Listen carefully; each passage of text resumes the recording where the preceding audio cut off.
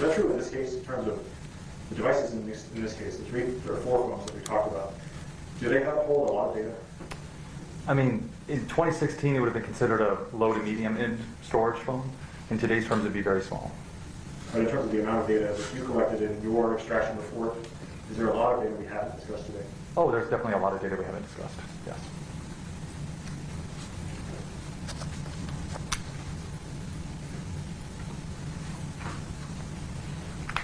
May I approach the witness?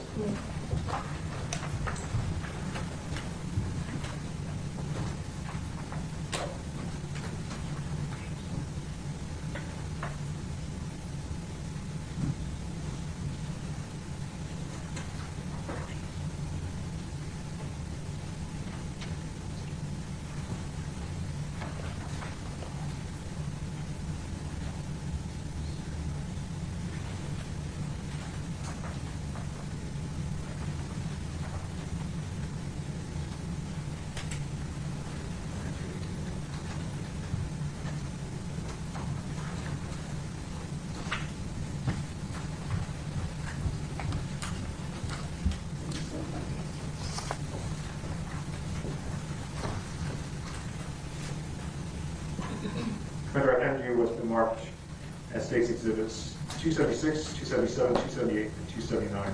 Let's go through those one by one. 276, can you tell us what that is? 276 is a cell-bright phone extraction from Michelle Martens' phone of 3 text messages. Can we keep going? Please keep I'm sorry. 277 is also a cell-bright extraction from Fabian Gonzales' cell phone of a single text message. 278 is another cell-bright extraction report. It's from a timeline, essentially, where it puts a lot of those different buckets of information in a chronological order. And let me try to tell who this is.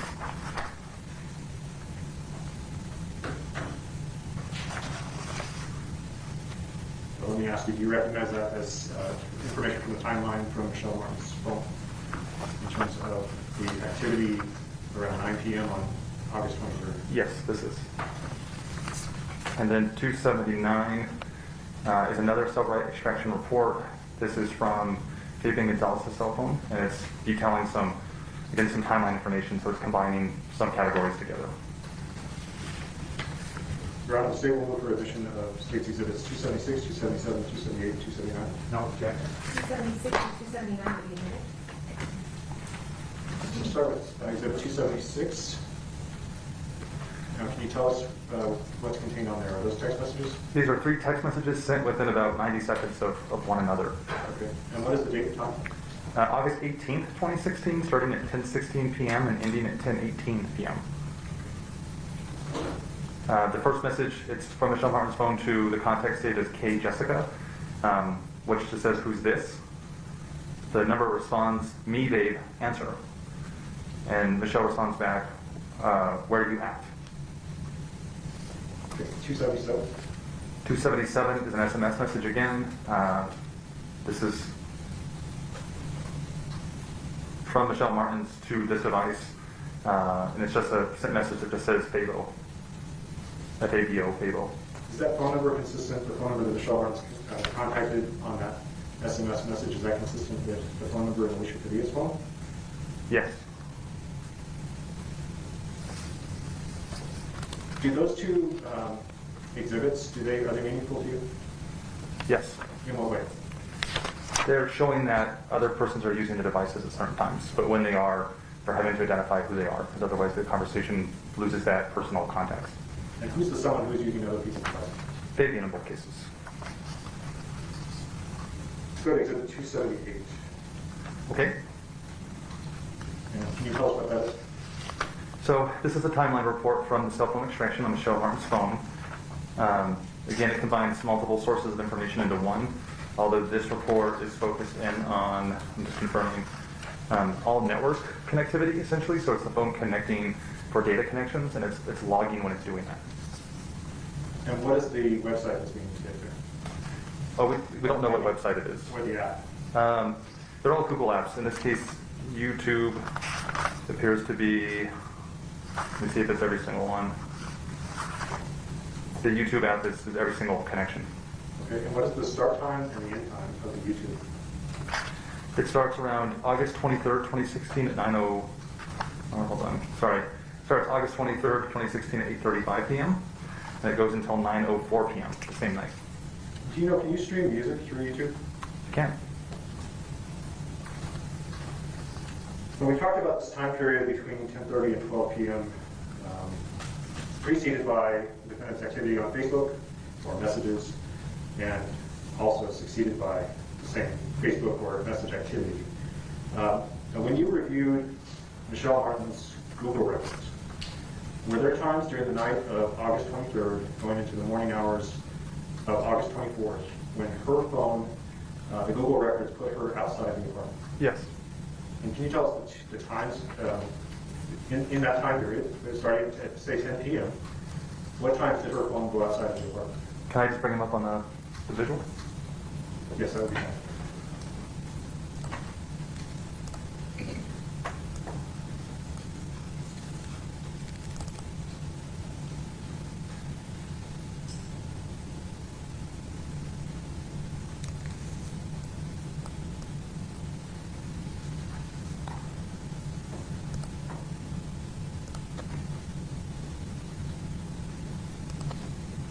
It'll take me 1 second. Is it 10:30 p.m.? The 10:30 is fine start time. And 4:40 is fine as well, if you want to do that. 4:40 a.m. So it's a lot of records, so I might narrow it in a little bit for them to really make it a little bit easier.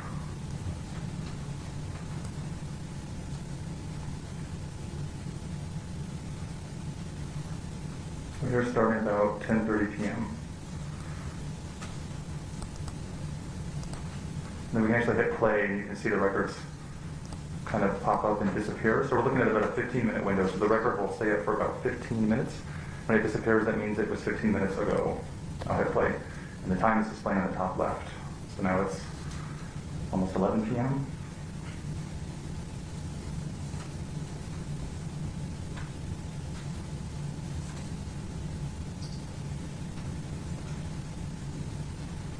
Now it's 11:30 p.m.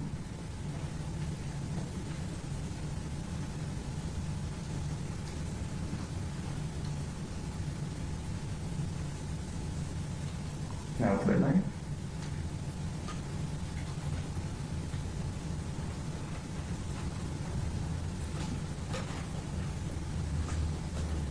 Now it's 12:30 a.m.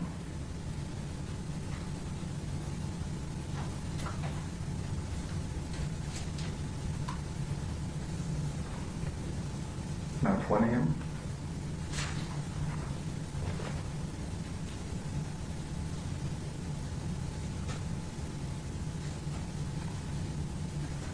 One 30 a.m.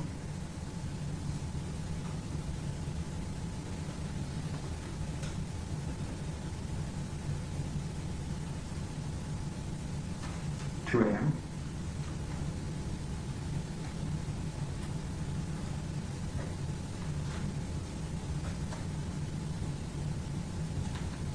2:30 a.m.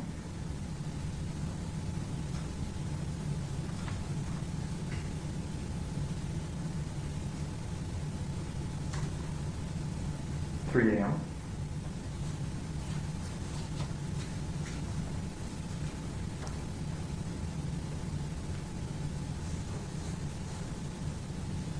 3:30 a.m.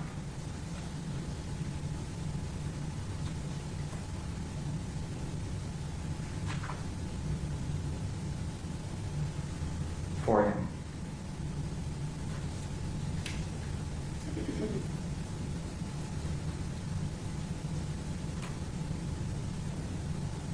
Now we're about 4:30.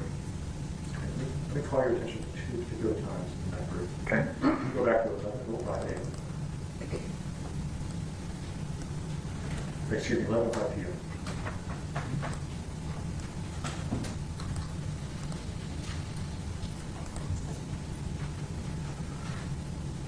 Okay. Could you zoom a little bit more? Sorry, Google presumes I want to do that. Let me take it back. That's as close as I can get. Is the outer part of that radius, is that within apartment 808 or outside of apartment 808? I believe it's outside of 808. And you can go to 407?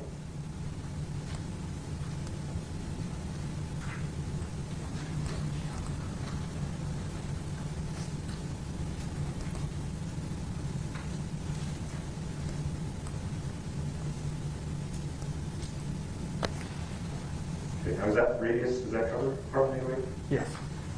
Was there any hit from what the animation we just saw from 10:30 a.m. to 4:40 a.m.?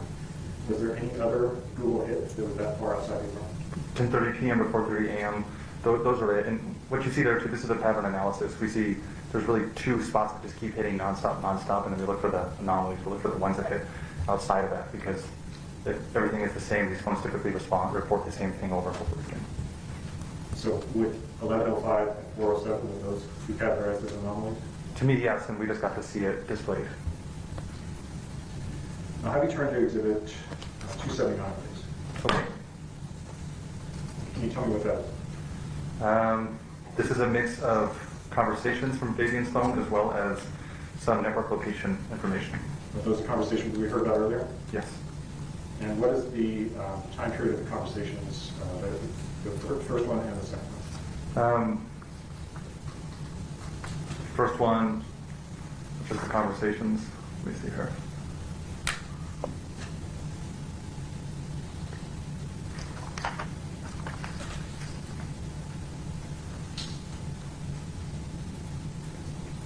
Around 10:28 p.m. and 12:08 a.m. And in between 10:28 a.m. and 12:08, excuse me, 10:28 p.m. and 12:08 a.m. And what's on that report? The phone records, the phone accesses to cell tower locations instead of the Wi-Fi. And you explained to the jury earlier that accessing the Wi-Fi, when a phone goes off that Wi-Fi and accesses a cell tower, it could be anywhere from 100 to 200 feet from the apartment. Yes. Thank you, Commander Herzog. Pass it. Cross-examination?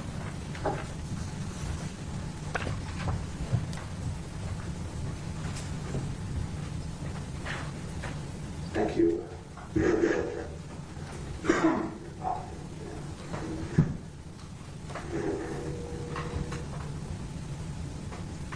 Commander, this technology that we've gone through today basically proved that Michelle and Fabian were half an hour away when Victoria was murdered. Is that correct? Yes.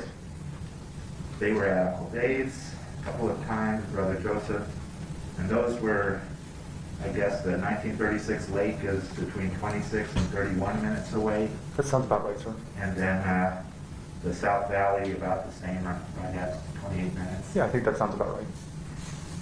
So, as we try to put this piece of puzzle into it, it doesn't seem like they could have seen the child being stabbed to death if they weren't there, or if their phones weren't there. Right. I mean, their phones weren't there. I'm sorry? Objection? What's your objection? Mischaracterized the evidence. Rehearse?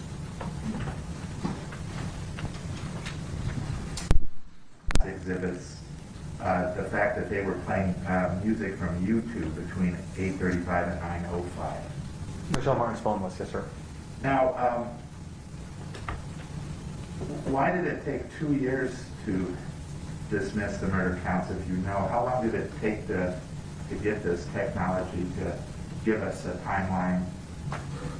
I was asked in the early part of 2018, or late 2017, I forget exactly when, if I would bring my training and expertise in to help just review all of the cell phone evidence that existed in the case. I did my analysis and just provided it to the prosecution team. And they went and your understanding is they did dismiss because of your analysis, though, didn't they? I believe The murder counts that test to Michelle and Fabian. The murder counts were dismissed based, I think, at least in part on my analysis of the phones. Okay. Now, there was a router on the TV. I think the TV in the living room is where they kept their router. Is that right? I think it was just right behind it, which is a pretty typical place that they get installed, but I did see photos of it, yes. Now, could that router have picked up if an unknown man had a cell phone and if he sent or received any electronic messages or calls? So the routers try to talk to every device it's in range of, but it only would have possibly kept a record of it if there was a handshake, meaning they've seen each other before, and if security's turned on, which it was on this router, you would have had to know the password. So if all of that had taken place, then yes, there was potential that the router could tell us a device connected. But I'll preface it, most routers don't keep that level of detail of exactly when a device connects, only that it's connected in the past, and I can remember it for the future. There was no electronic evidence of this, of an unknown person connected handshake with that router on the night in question. Is that correct? I didn't analyze the router, so I can't give you an opinion. All right. Now, isn't it true that the phone that Fabian owned and the phone that Jessica owned actually belonged to different phone plans, that they weren't bought 2 for 1? I honestly don't know what phone plan it was under. The carriers don't always share that with us. It was speculation on my part to see 2 people in close relationship with the exact same phones. I know in my family, some people have the exact same phone because I have bought them at the same time to save money. So I don't actually know if they did. Okay, so it's also possible one gets a phone and the other one says, well, I want a phone just like that one. Absolutely. Yeah, they both sell the same deal separately. Now let's back up a little bit to Sunday's barbecue and the black eye and everything. The electronic data, I guess it would be the T-Mobile GPS coordinate, shows that Fabian left and he was with Michelle at her apartment. Is that correct? They eventually end up at the apartment, yes, sir. And both of them are kind of showing that they're at the same location. Yes, that sounds correct. Now, as I understand it, he used possibly 3 different phones, his 2 and Michelle's, to search for guns. That's correct.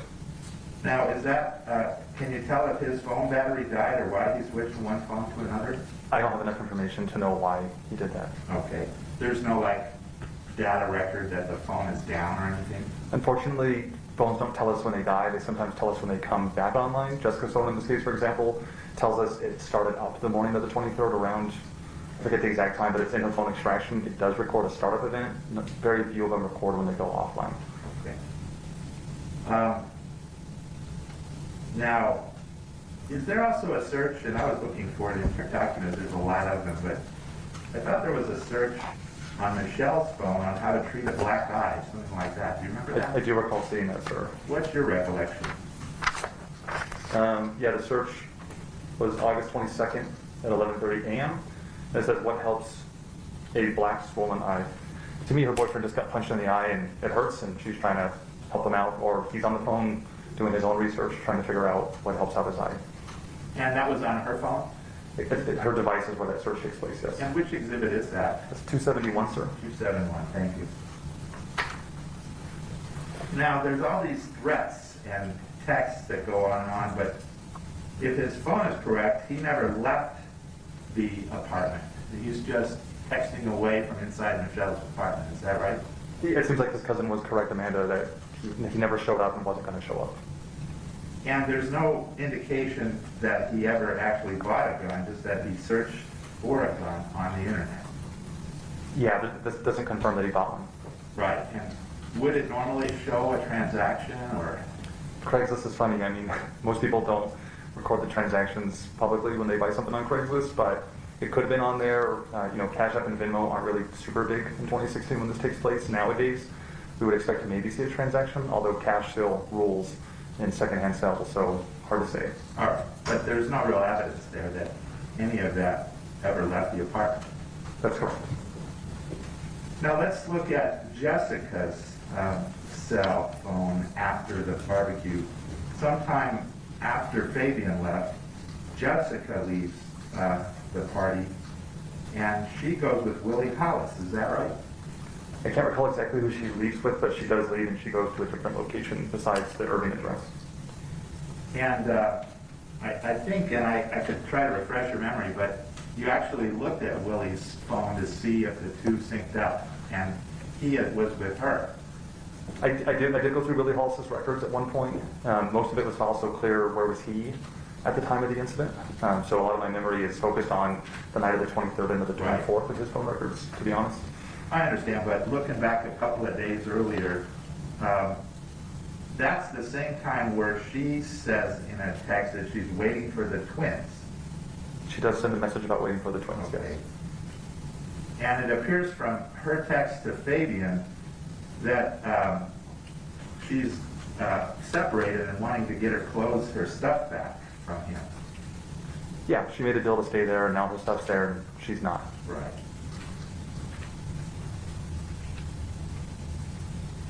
Now, I think it's Monday night, but at 9:47 p.m., Jessica started searching for the Department of Corrections website for her boyfriend, Sinner, or John Grosset. I do recall that, yes. All right. Now, some of Jessica, you talked a little bit about a baseline that we sort of look at what patterns or what habits somebody has and to see if there's a spike, they're doing something different than what they normally do. Is that one of your jobs? Yes, but the spike can also be a negative, right? Or the opposite of It's spike? just behavior has changed. And in terms of changed behavior, Jessica stopped deleting any messages from the night before the murder until when her phone was taken by the police. Is that true? That's correct. And she also stopped answering any messages or any calls to her. I think there's 2 times that she called out, but other than those 2, and we'll get to those, it's basically a flat line on her phone. It's about as big of a spike as you can see from someone involved in the case, yes. Now, at the time Fabian's phone was seized, nothing looked like it was wiped right then. I mean, there were deleted messages that we recovered, but it's also tricky. We can't always tell when something gets deleted. So, it's inconclusive at best when it was deleted. Now let's look on the day, on Tuesday the 23rd at around 4 p.m., Michelle was trying to call Jessica. Is that right? Yes, to get Victoria from the bus. And I think there's a text as well that said, be sure to pick up Victoria, like reminding her just a few minutes before the bus stop. Yes, that's correct. And then there's one right afterwards, did you pick her up? Something like that. Right. Now, we heard testimony last week from Jessica that she never got those texts or phone calls. Is there any way to see? I noticed earlier you had one where somebody actually blocked the other, and you could. Is there any way of knowing, did Jessica get the attempted phone call and the 2 texts from that Michelle at that time? The phones do tell us if a message is in a read status or unread, so that can give us guidance to know if the message was clicked open. The tricky part with that, again, is we can't tell when it was clicked open. So there's got to be some understanding with reading that type of stuff. It's not always 100%. So what you're saying is it did come into Jessica's phone, but whether she actually looked at it or picked it up, we don't know. Yeah, and she could have even clicked it and swiped away from it immediately, and it doesn't mean she read it or didn't read it, right? And that's where it's tricky. We can just tell you what state the message is in, Okay. and nothing more. So somebody could say, and delete it and never read whatever was said on that message. That's correct. Do you know, though, did it get to her phone? I'd have to pull up her phone examination to probably tell you with certainty today. Okay.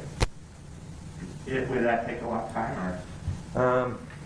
I believe I can get it pulled up here in the background. Do you mind if I can pull it open? You can go through some other questions. Yeah, that's while it fine. comes up. And I'll probably just unplug from the monitor. Can I just unplug from the monitor so it doesn't show the whole phone open up?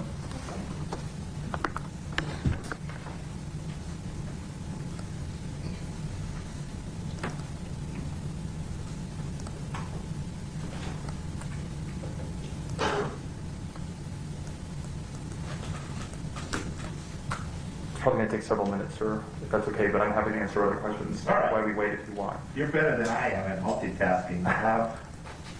Now, it looks like Michelle also Googled the phone number for a neighbor. And, Yes. And just as she's Googling, the neighbor calls or texts her and says, hey, it's Kylie, your neighbor. That's right. Okay, good. And Michelle saves the contact in her phone in case she ever needs to call Kylie again, right? She does what I do. Yes, she Googled it first to see who is this. And when she figured out who it is, she saved it as the same name in the text. I see. And then Michelle texts back, oh, we're almost home, we'll be right there. That's right. And does that kind of link up with the phone records that show that Fabian and Michelle do get back? Yeah, I think once the neighbors start saying, your kid is here, I have to leave, she's not getting hold of Jessica, we see their phone leave the Lake Drive Southwest address and start getting home. Right. And that's the first time they come home.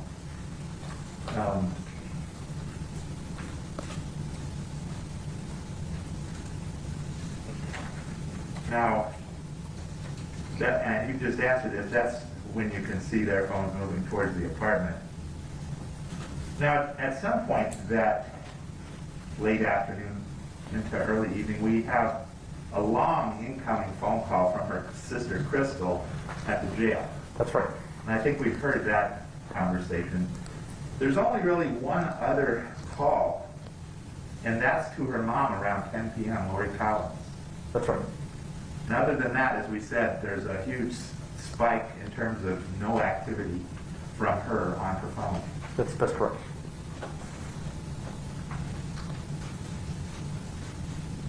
Now, because there's no activity, there is nothing on the 23rd showing where Jessica is. We don't know if she was in the apartment the whole time or if she left the apartment. We definitely don't get any records that show any movement of great distance away from the apartment. Okay. But by great distance, we don't know if she went outside of the Wi-Fi or any of that. Yeah, we just have no information because there's so little on the device. I can't really make any conclusions or opinions. You can't tell us where she is. There's some records that work when those phone calls are coming in where the tower hits and it's at that apartment home tower, but that's it. It's pretty sparse.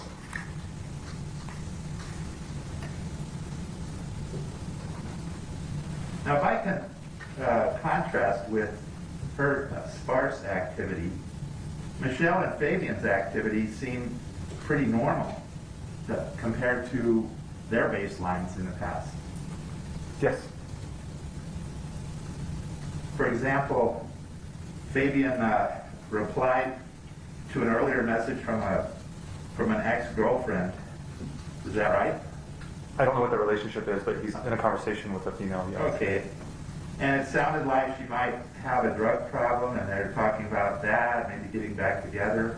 That's some of the gist of it. Yeah, I'm only seeing like a snippet of it. That could be what they're talking about.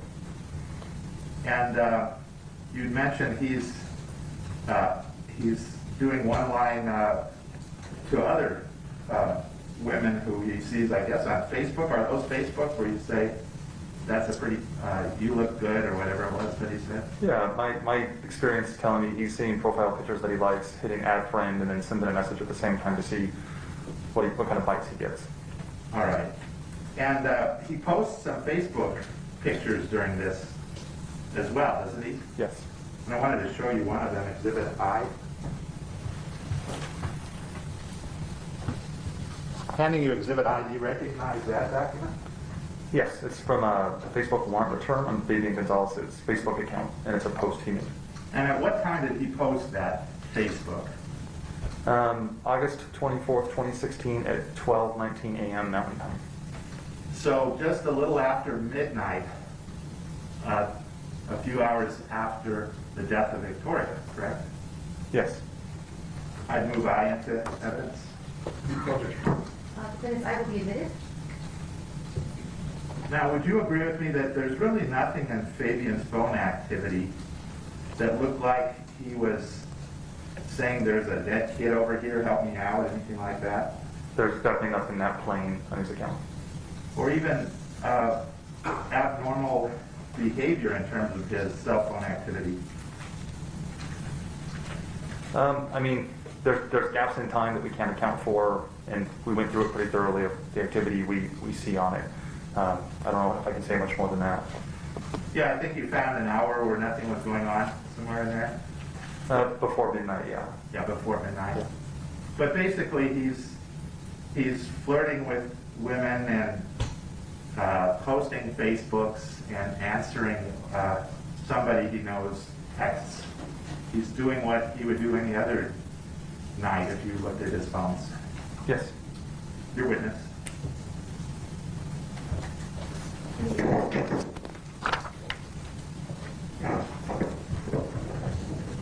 All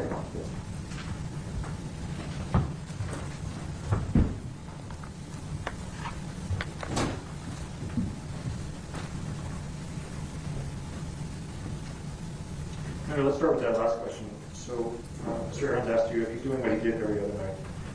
Was he hitting on women in that way on Facebook on the other nights that you examined? No. And he talked about the gap in time between 10:30 and 12 a.m. Was there any phone activity from the defendant after 12:30 p.m.? 2:30 a.m.? Excuse me, 12:30 a.m. on the 24th? No, there was not.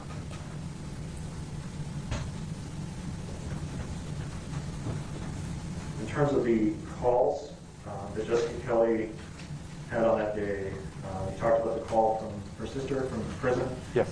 and a call from her mother. Was there also a call from her friend Ania around 7:17 p.m.? Yes, there was.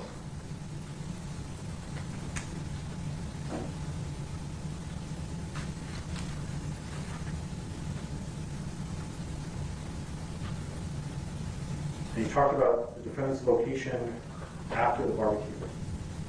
Yes. If Your Honor, may I approach the witness? Yeah.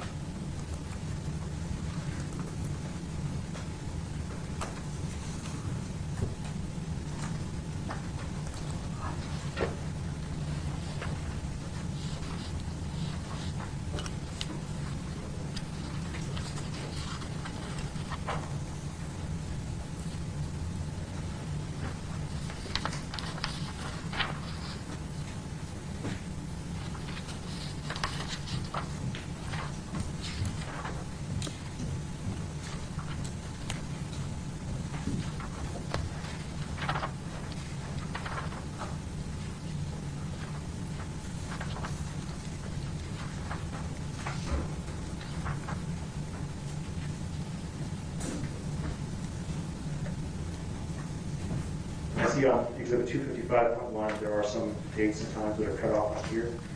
And maybe easier to go to your animation. Do you still have that up? I do.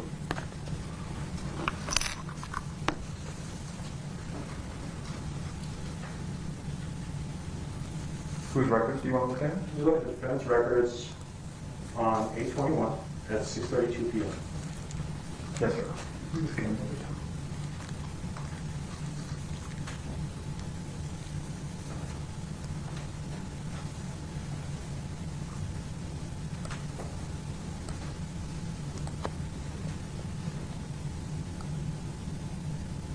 (6:32 p.m.) We see the device near the course 940 or enter 940 area, moving in a north direction. I'm sorry, excuse me. I didn't know. So that's 6:35 p.m. Where's 6:32?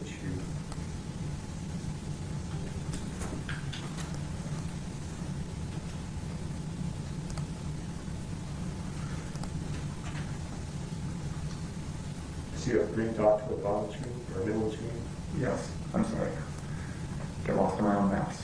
6:34 p.m. for the location hit at 3140 Lost Desert, that neighborhood. And again, 3140 Lost Desert is an address that's associated with the defense brother Joseph. Yes. No further questions. All right, may this witness be excused? Yes, sure. You may start off. Thank you. Thank you. Anyone need a break answer? Yes, sir. Your Honor, see Gonzales and knows.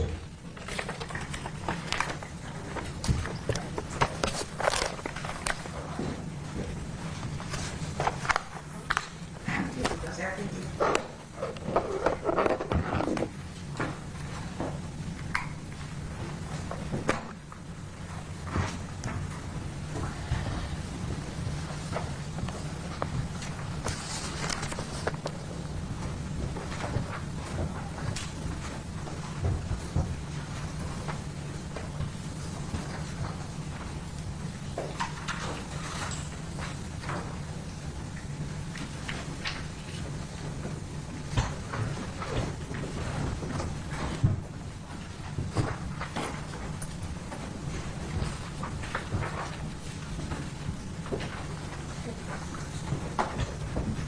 You solemnly swear affirming the penalty of law, the testimony about to give will be the truth and the truth and nothing but the truth? Yes. Thank you. Have a seat. Speak up close to that microphone and then state your name, please. My name is Allison Notes. Good afternoon, Ms. Ness. Good afternoon. Can you tell us where you work? I work at the Albuquerque Police Department. I'm a crime scene specialist. What does it mean to be a crime scene specialist? What does a crime scene specialist do? We're a civilianized unit, so we're not police officers. We respond to different crime scenes, and we're there to identify, document, preserve, and collect forensically significant evidence. Okay. Were you employed in that same capacity in 2016? I was. And were you tasked to participate in the investigation of the Victoria Martens homicide on August 24, 2016? Yes. Before we get there, can you tell me a little bit about your educational background? I have a Bachelor's of Science in Applied Forensic Sciences with a concentration in Forensic Anthropology.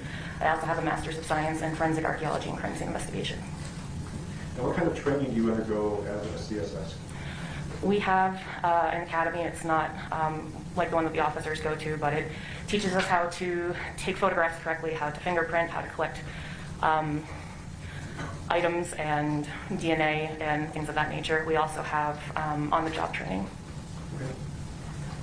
And what do you do when you execute a body warrant for a suspect? Typically, we start by photographing the warrant. We'll photograph the individual, and then depending on what is listed on the warrant, we'll do, usually it's for major case prints, which are inked prints of their entire hand, and buccal swabs, which is to get a standard of their DNA so we can say that this is the DNA of this person. Sometimes there's other things on the warrant, sometimes there's not. Now, were you asked to execute body warrants in this case for Fabian Gonzales, Michelle Martens, and Jessica Kelley? Yes, I was. Excuse me one second.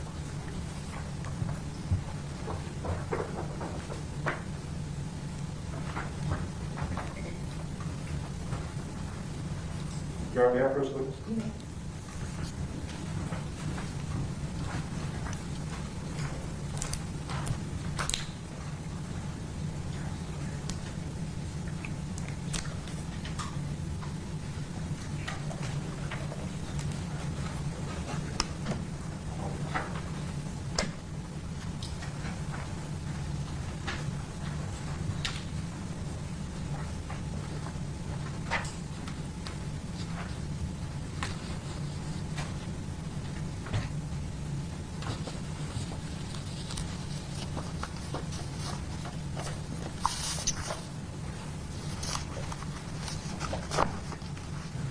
Ms. Notes, I've handed you what's been marked as State's Exhibits 280 through 306.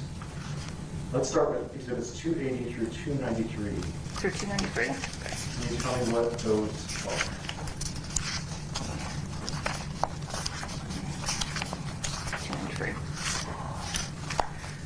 So they start out with photographs that I took of Fabian Gonzales at the main police station.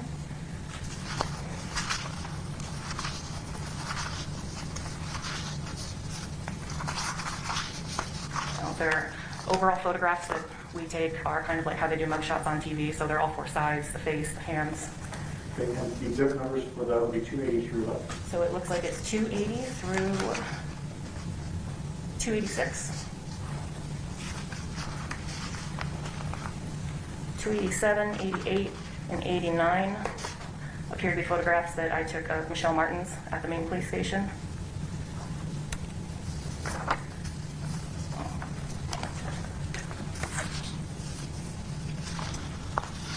291, 92, 93 are photographs that I took of Jessica Kelley at the Unit H at the hospital here. Is 94 included in that as well? Oh, yes, I do have more.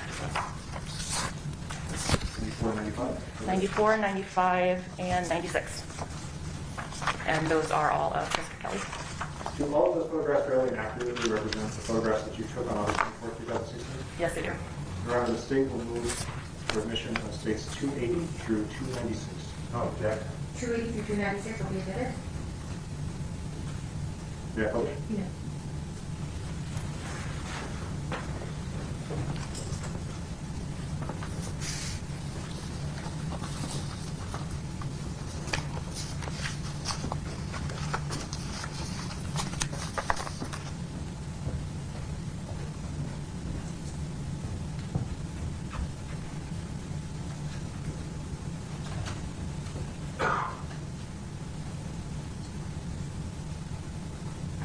Ms. Notes, you mentioned overall photographs. So what do you do with overall photographs? What's your focus? They're just to show all four sides of the individual and their face and hands, see if there's the face obviously for identification, the hands to show if they have any sort of injuries that we sometimes see in particular cases.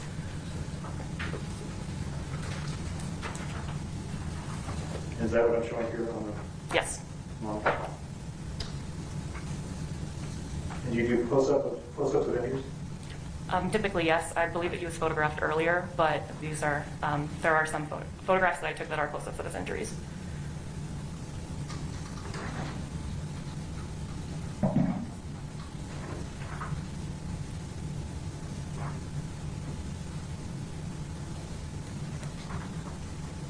And who's in this photograph? This is State's Exhibit 287. It's Michelle Martens. I should say the photographs that we just saw, which were 280 through 86. Who was in those photographs? The photographs of the mailer were of Fabian Gonzales. That was Michelle Martens.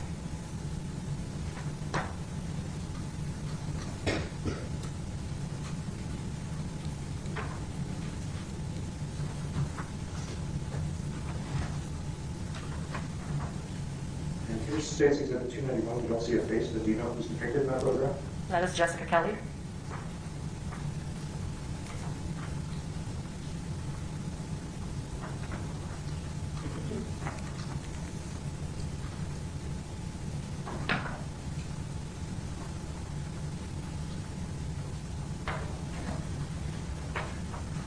So in addition to taking overall photographs, you said that when you process an individual with body warrant, occasionally you will do buccal swabs or other swabs, perhaps on the body, in addition to major case prints. In this case specifically, starting with Michelle Martens, what did you collect? What evidence did you collect?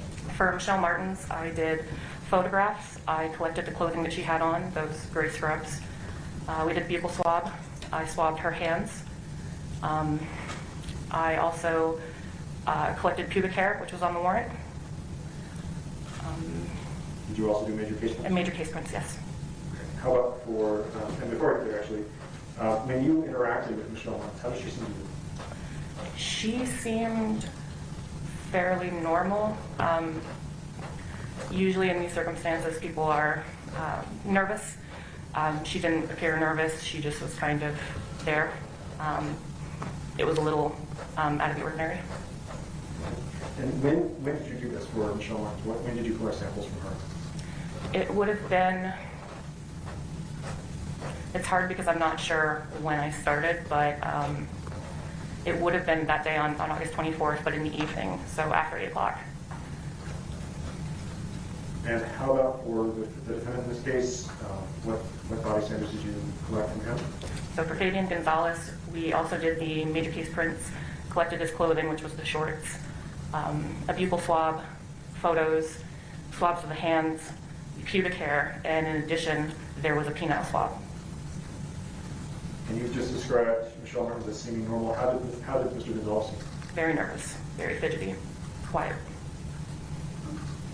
And then how about Jessica Kelley? What did you collect from her? For Jessica Kelley, her clothing had already been collected and she was in a hospital gown. So it was photos, major case prints, buccal swab, swabs of her hands, and then a doctor assisted with removal of her pubic hair because it was too short for her to pull it out herself. And then a doctor also performed a vaginal swab. And did you have any trouble collecting evidence from her? Yes. And what happened? She was very argumentative, not necessarily with me, but with Detective Brown, now Sergeant Brown.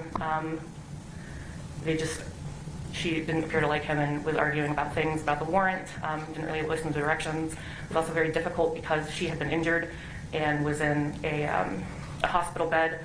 To do her major case prints, I had to use a clipboard, which the easiest way is to either have someone standing or sitting so I can kind of maneuver their hands. So that didn't go particularly well either. Did she also seem troubled by her injury? Yes, she does appear to be in pain. Now, after you've taken evidence from an individual, what do you do with it? How do you protect it? Depending on what it is, we package it. So for The swabs, the pubic hair, they're packaged in small envelopes. They're sealed with either some sort of tape or what we call evidence seals. They're just yellow stickers. Clothing is usually placed in a paper bag and will be stapled and sealed with paper as well, or excuse me, sealed with some sort of tape as well. And why do you do that? It's to preserve the evidence so there's no contamination. Nothing else gets in there, nothing falls out, so everything stays within its own little envelope where it's supposed to be. In this case, did you follow that procedure? Yes, the only thing that's different for these cases is that the clothing that I collect, the detectives still have to photograph. So those bags they're left open, but they're placed in either a locker or a drying hood so that they are not going to be contaminated, but they're in their own little area. And who did you give the evidence to? Detective Nick Lasker. Do you know if he tagged the evidence in? I believe so. Are you familiar with triage at the lab? Yes. Okay. What is that? Triage is an area that we have at the crime lab where we can package evidence. We also have equipment. We have lockers that we can secure things in. We have lockers for evidence that is already packaged and ready to be taken to the warehouse as well.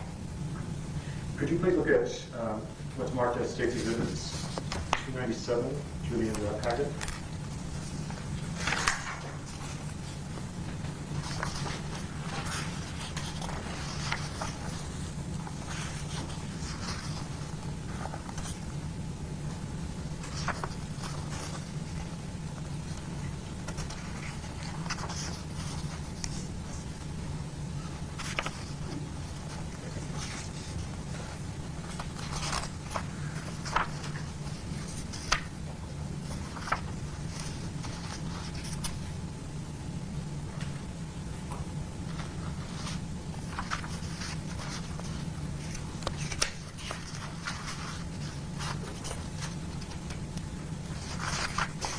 Could you tell me the last number on this? The last number is 308. 308. Could you describe for us what's contained in 297 through 308? Yes, so these are a lot of photographs of the envelopes that I had filled out, detailing what was packaged inside. So for 297, this is the envelope for the buccal swab I took with Jessica Kelley. And do those envelopes contain your signature? Yes, they do. And Exhibit 298? What is that? Yes, so that's the back of the envelope with the evidence seal, the yellow sticker that I was talking about that is dated and initialed by me. Okay. And you recognize your initials there? Yes. Do those photos appear to have been photographed in triage? Yes, they do.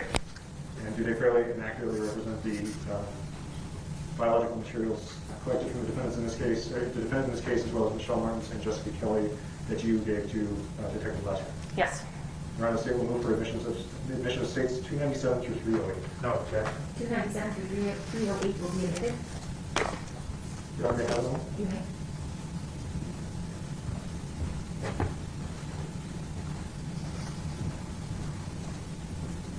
Your Honor, the state will pass the witness. Thank you. Ross?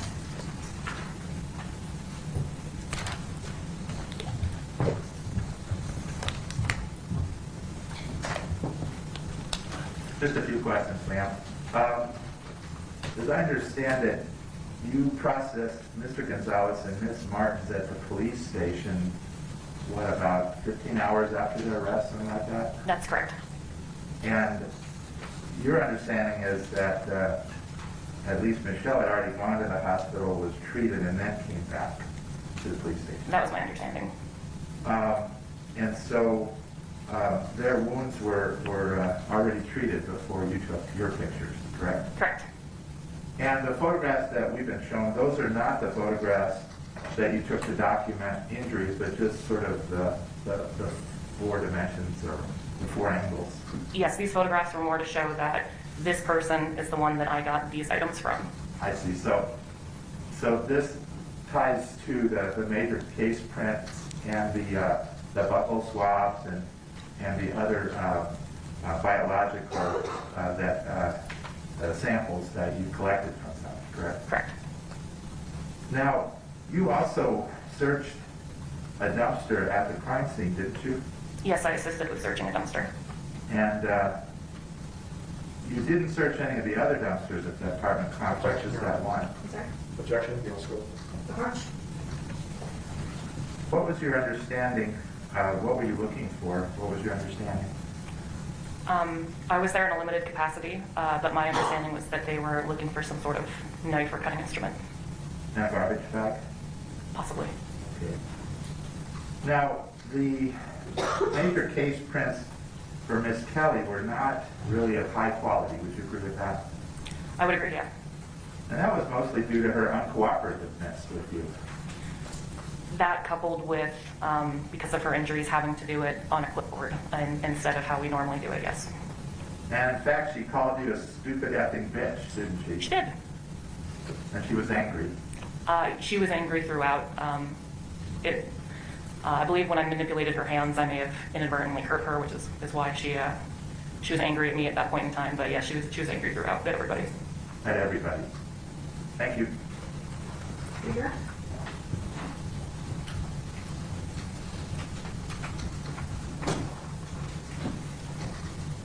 I just have one question, Ms. Mills. Were you involved in selecting which dumpsters to search? No. No further questions. Thank you. Thank you. May the students be excused? Yes, Your Honor. Thank you. You may sit down. Raise your hand if you need a break. All right, we'll take about a 10-minute break. All right, security, the microphone, please. State your name. Monica Ramirez Rivera. Good morning, afternoon, Ms. Ramirez Rivera. How are you? Good, and yourself? Ms. Ramirez Rivera, where do you live? Right now? Yeah, In Mexico. in Mexico. So you probably don't want to scoot really close.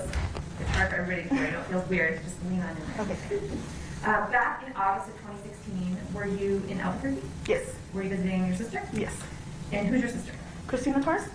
Where did she live back in August of 2016? In the apartments. I'm not too sure of the address. Was it 4701 Irving? Does that seem right? It does? At Irving and Golf Course? I believe so. Who, do you remember what apartment number she was in or what building she was in? I don't by numbers, no. Okay. Who else lived with your sister Christina in her apartment? Victor? Who's that? It is her husband And who else? and her 2 children. When you were visiting, were you by yourself? No, I was with my children. And how many children did you have? 2. Were they older, younger? Younger. Like Good. small. They were small. In 2016, they were little toddlers or? The smallest one was 2 years old. Back in 2016, how long did you stay with your sister at her apartment? I just stayed that day. Just one night? Mhm.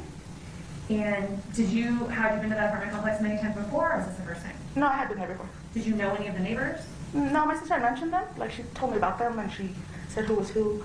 But like me personally, no. While you were staying with your sister, what room did you sleep in? In the living room. Back on August 23rd of 2016, do you remember encountering Victoria Martens? Yes. And around what time of day do you remember seeing her? I believe it was like around 1 or 2. What was she doing? She was playing at the top of the... No, sorry. The first time I saw her, she was actually at the bottom of the stairs chasing a cat. Was she with anyone? No. Did you notice anything about her face? No, she looked fine. She just had chips and she was chasing the cat around the apartment. Did you notice any makeup? Not at that moment, no. Do you remember how her hair looked? Straight, blonde, Up and shoulder down? length, down. Was that the first time you'd ever seen her? Yes. What were you doing that afternoon the first time you saw Victoria? We were leaving to Smith's. Who's we? Me and my sister. How far away was the Smiths? It's the close one right down the street, next to the apartments. How long do you think you were at the store with your sister? Just the two of you went? Yes.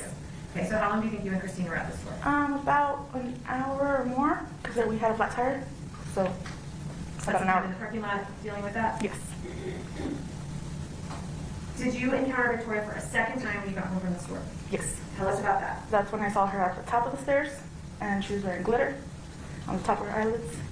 Now, you said at the top of the stairs. Tell me where your sister's apartment was in relation to Victoria's apartment.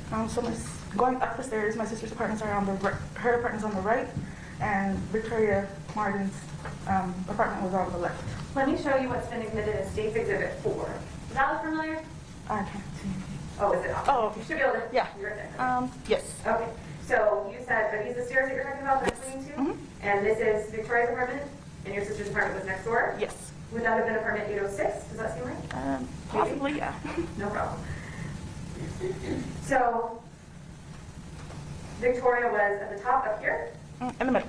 just right in the middle. Mhm. And what were you and Christina doing? Going up the stairs with the groceries. Did you or your sister talk to Victoria? My sister did. Tell me about that. Victoria was inviting her to her birthday party, and my sister asked her what she would like for her birthday, and she said she wanted makeup, not toys, because she was a big girl now. And Did you notice anything about her then that you hadn't noticed when you saw her before eating chips? no, she was really happy. She told us that her grandma was going to take her to get a mani and a pedi.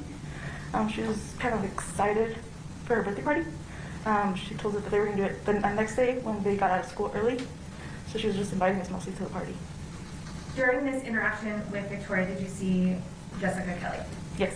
Tell us about that. So when my sister's asking her what she wants for her birthday, that's when Jessica Kelley steps out of the apartment. And Let me slow down. When you said different, she stepped out of this door? yes. And where, are you guys all the way at the top now? or- Yes. Well, we're still at the stairs. And I think I had already gone around Victoria and was standing at the door next to my sister's So apartment. you're somewhere in this area? Yes. And then she was like right next to the post. You see how there's 2 posts? This one and this Yes. So she was more on this one. one? When you say she, you mean Victoria? Victoria? Yes. And where, so Jessica Kelley comes out of this door. Tell us what happened then. And my sister's standing kind of on the other side. Christina was standing on the other side of the other post. And Jessica comes out and tells her that she had already given her $50 and kind of starts tugging at her to come inside. What was Jessica Kelley's demeanor? Was she friendly? No. What was it like? She kind of was like dogging us, When you say dogging, what do you mean by that? like looking at us up and down, looking at us ugly, just kind of like she wanted us to like feel uncomfortable. Had you ever seen her before? No. Describe, you said there was some pulling of Victoria. Describe that in a little more detail. So first she came up like kind of behind her, kind of like moved her back with one arm, and then she kind of moved her back with both arms. Is she moving her back towards the door? Yes, towards her apartment, towards Michelle's apartment. How did Victoria react to that? She kind of just had a blank face. She stayed quiet. Was this a strange interaction to you? Yeah, because my sister told her, she was like, no, I don't care if you give her $50, you know, well, she wanted to give her something. So my sister was kind of in the defensive mode because she was being rude. Just the way she said that she had given her $50, kind of like saying she doesn't get anything else. Where did they end up going? They ended up going into the apartment. What did you and your sister do after that? We ended up going into my sister's apartment. What did you do inside there? We put away the groceries. Did you have plans after that, or did you make plans? We made dinner, and then we were going to go to the park. Do you remember what time you went to the park? I believe it was like around 5 or 6. And who all was going to go to the park? It was going to be Christina, Victor, their 2 kids, my 2 kids, and myself. How many cars did you take to the park? 2. So to fit everyone? Yes. How long were you at the park for? About before sunset, so like around 8:30. And if you left the park around 8:30, do you remember about what time you got home? How far away was it? Like around 8:43. You said 8:43, that's super specific. How do you remember? Like about 8:43, 8:46, because I was on my phone. You were looking at your phone? Yeah. When you got home, I'm going to show you, going back to 4, do you see some cars here? I see my brother-in-law's truck. Which one's his? The truck. This one? The gray one, yes. And what other cars? The Nissan, I believe, next to it is my This sister's one? gray Nissan. Yes. That's your sister's car, that's your brother-in-law Victor's truck. Yes. Do you know whose car that is? No. Did you see anyone in this car that day? I believe, I remember that the car was like that color. Okay. When we saw Fabian and Michelle in the vehicle. Okay, let me back you up before we get there. So you got home around 8:43, 8:46. Which one of these are the 2 cars you took to the park? Yes, those are the 2 cars. Which one got there first? My sister's. So this sedan right here? Yes. Is this where it was parked? About? Yes. And how long until your brother-in-law's truck got there? Like about 2 minutes. If a Just lot. right behind you? Yeah. Like a light behind us. When you first pulled up before Victor's truck pulled in, did you notice anything about Michelle and Fabian in this car? Yes. Tell me what you saw. They looked very happy. Very under the consumption of. They looked very tweaked out. They looked tweaked out. Why do you say that? Because they were very awake, like their eyes. They were kind of like very enjoying the moment. I even made like a comment to my brother-in-law because they looked high. I don't know how to explain it. Let me back you up a little bit. Have you in your life, and you don't have to give me specifics, had experiences observing people under the influence of meth? Yes. And how many times do you think you've seen other people high on meth in your life? A good years, a lot of years. A lot. Yes. So you're familiar with the effects and how people act? Yes.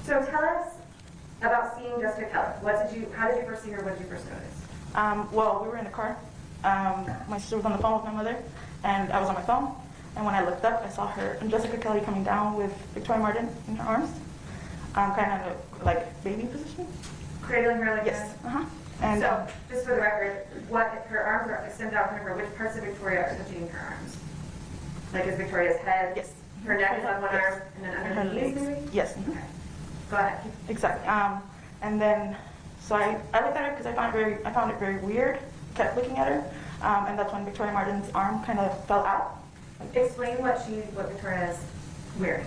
I don't remember. I just remember seeing her arm because that's what grabbed my attention the most. I don't remember what she was wearing. I just remember that you couldn't really see her face. You could see mostly her hair. And when her arm kind of fell out, I mentioned it to my sister because it was very limp. Like, yeah, I have my small children, and I know that they react when you're gonna drop them. You know, they kind of startle. Yeah, and she didn't. Do you remember? You said you remember her arm or swinging out. Do you remember anything else about her, the way she looked versus how you saw her earlier? She didn't. She looked asleep in a sense, but when her arm went out like that, I told my sister that there was something wrong, that she wasn't asleep. That there, you know, she looked. My exact words were, "She looks drugged or, you know, not alive." You thought that at the time? Yeah, and I mentioned it to my sister. Do you remember anything about her hair at that point? Victoria's? Yes. No, I don't. I just remember seeing her hair. That's how I knew it was Victoria. What, were you able to see her face from the angle that you were looking? No. Was it covered or you just couldn't see it? I don't remember if it was covered, but she kind of had it like towards her body. So she was kind of like, instead of having it like this, she had it kind of more towards her body. And So that's Victoria's torso is leaning in towards Jessica's? Yes. How did Jessica Kelley appear? Kind of surprised. Yeah, that's what she looked like. Because then she turned around and she went back upstairs. Was she having any trouble during her? Yes, it looked like that's why her little arm went out, because she was like coming down the stairs and she was wearing a tank top. So most of her boobs were coming out. So she was like almost dropping Victoria. And that's why I noticed her arm. And yeah. Were you able to see if Michelle Martens or the defendant who were in this car reacted to any of this stuff going on? No, I was not able to see that anymore. Did you know at that point that Jessica Kelley was not Victoria's mom, or were you still unclear about? No, yeah, I was clear because when we had gotten home from the groceries, when we went inside after the interaction between Jessica Kelley and my sister, I asked my sister, "Is that her mom?" And she said, "No, I've never seen her." My sister said, "No, I've never seen her before." How long did this take for Jessica to walk, and how far down the stairs did she get? Let me back up. If I move my pen down, tell me where she stopped. Like about a little down there. Somewhere, so almost a few steps from this little landing, but not all the way down to that landing. Right. And where did she go when she turned around? Back upstairs. Back upstairs to the apartment? Did she go inside? Yes. Did you ever see her again that evening? No. What did you and your sister and your brother-in-law and kids do? We went upstairs? Just from this moment, what did you guys do? We went upstairs. Into your sister's apartment over here? Yes. Where did you sleep? You said you slept in which room that night? In the living room? And can you tell us, if you know, which wall your sister's living room shared with the next door apartment, which belonged to Michelle? Michelle's bedroom.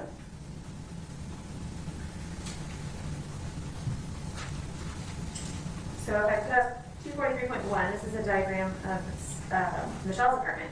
This is her bedroom. This would be the front door. So your sister's living room would be right here. Can you zoom it up? Yeah. Oh, I do? Sorry. I'll be zoomed in.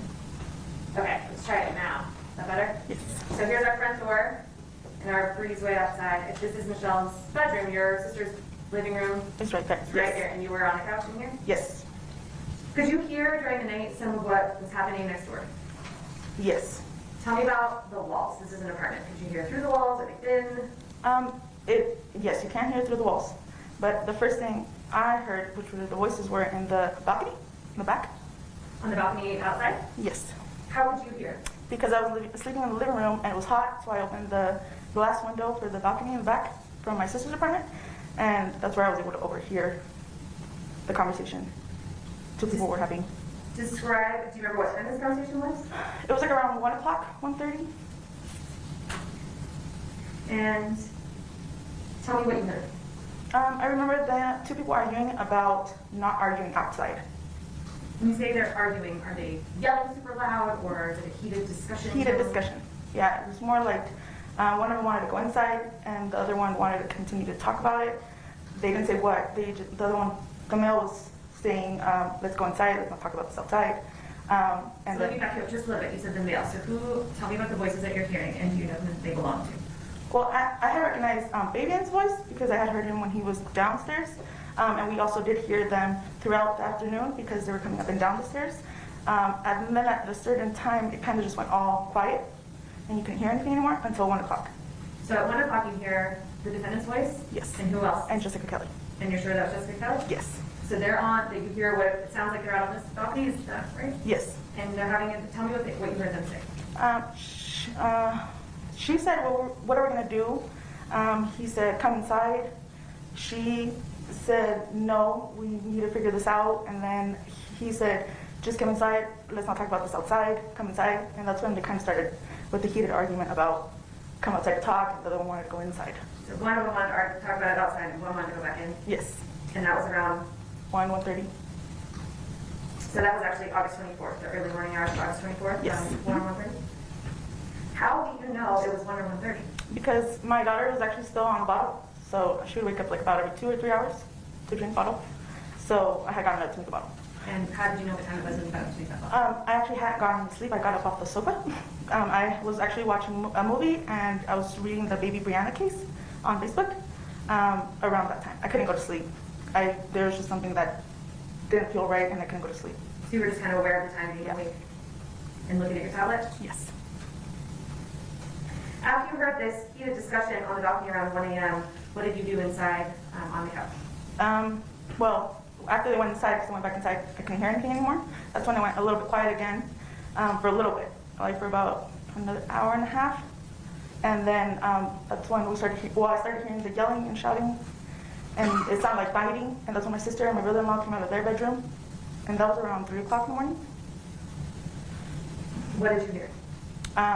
Just someone saying, stop, leave her alone, and then just a lot of banging on the wall. Could you tell whose voices you were hearing? The one I was saying stop was Michelle. Could you tell where in Michelle's apartment this fight was taking place?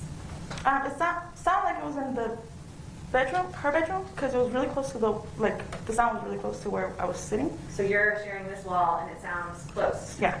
Mm-hmm. Did you hear anything aside from yelling? No, at that point, no. What about any commotion? Well, yeah, you could hear banging on the walls. It sounded like they were fighting. How long did that go on for initially? Not long, actually. It went on for like about, I'd say, maybe 5-10 minutes, give or take. And then what happened? And then I remember Michelle stepped out of the apartment, and then I saw her go downstairs in front of our window. So more towards this side, where there's a window. The window on this wall? Yes. She was standing on the sidewalk, Michelle. Where on the sidewalk? Like right in front of the window that would be in that picture. So there's your window, sister's Yes. window, somewhere on this one, she's over here? Yes. Mm-hmm. What are you doing? Nothing? So over here somewhere? Yeah, yeah. Let me see if I can find a better picture.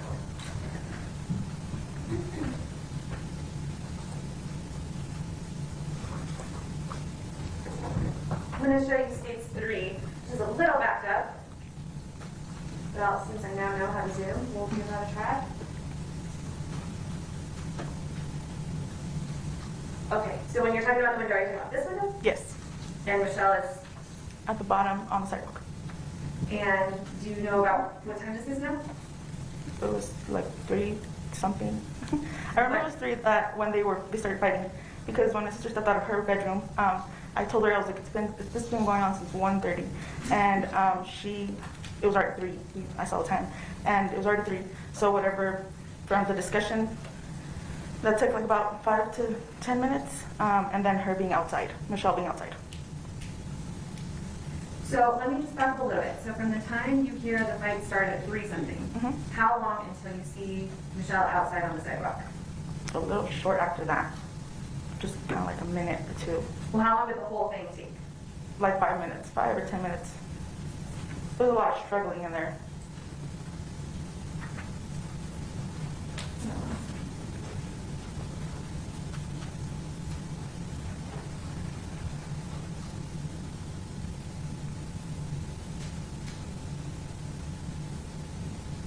Do you remember getting a pretrial interview in this case? I'm sorry? Do you remember getting a pretrial interview in this case where you came into the office and sat down with Yes. everyone?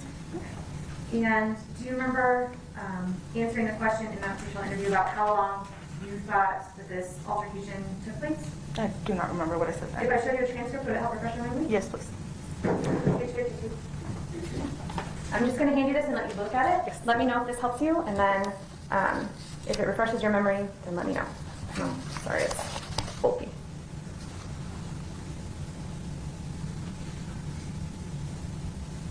Okay, yeah. Has your memory been refreshed? Yes. About how long did this whole, from the banging at 3-something in the morning until you see Michelle outside, about how long did that last? Like about 35 minutes. So at this point, Christina and Victor are awake with you because of this, Yes. what's happening next door. Did they wake up on their own, or did you wake them up? No, they woke up on, well, not on their own. They heard the yelling and banging. That's So now the three of you are looking out this window? Yes.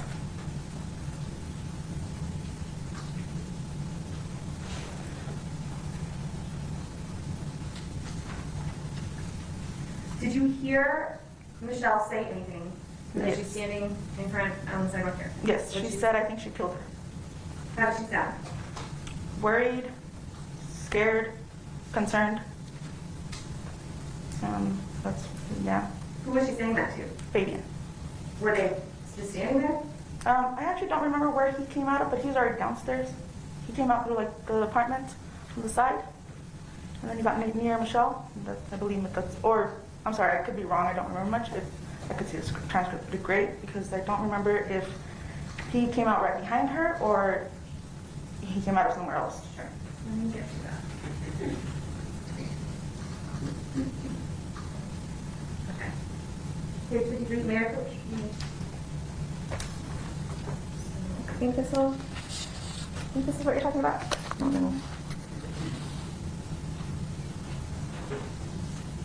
Yes. Okay. So do we need to back up just a little bit? Yes. Okay. Tell us what happened. What you So, as my sister was going to the bedroom in the front window, I was actually on top of the sink in her kitchen. I'm sorry, not on top of her sink, on top of the cabinets okay. in her kitchen. On the counter? Yes, on the counter, sorry. I remember seeing Michelle and Fabian come out of the apartment. And was that before or after what you just described, seeing Michelle standing down below the bedroom? Before.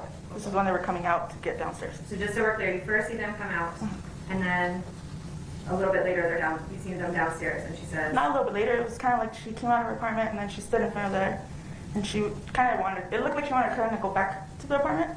And that's when she said, I think she killed her, like a question mark. "Did you hear the defendant say anything?" No. What was the next thing that happened that you saw? The next thing that I saw was the cops lost on the other side of the apartments. So somebody had already called the cops. I remember the cops approaching and Fabian and Michelle speaking to the cops. And then it's when, Did you smell anything? yes, I smelled like copper, like a penny-like smoke coming in through the window that I had opened to look out the window.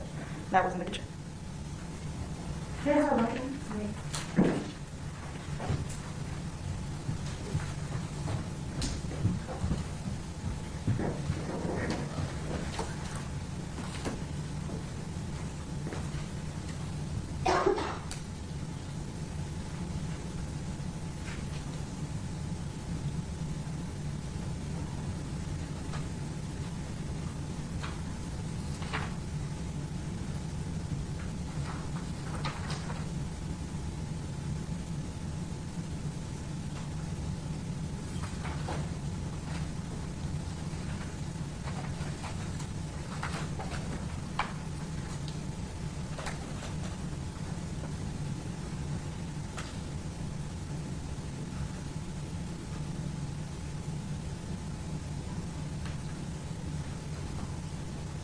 Pass the witness, Roman.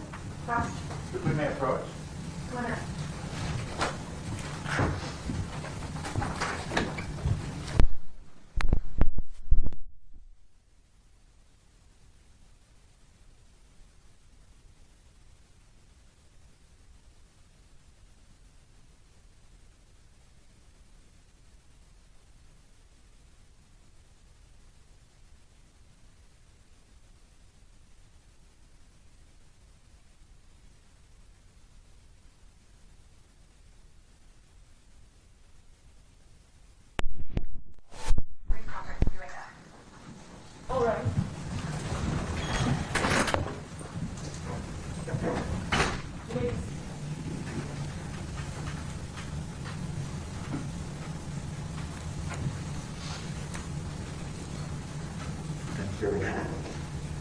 Ms. Ramirez Rivera, do you have a felony conviction in federal court?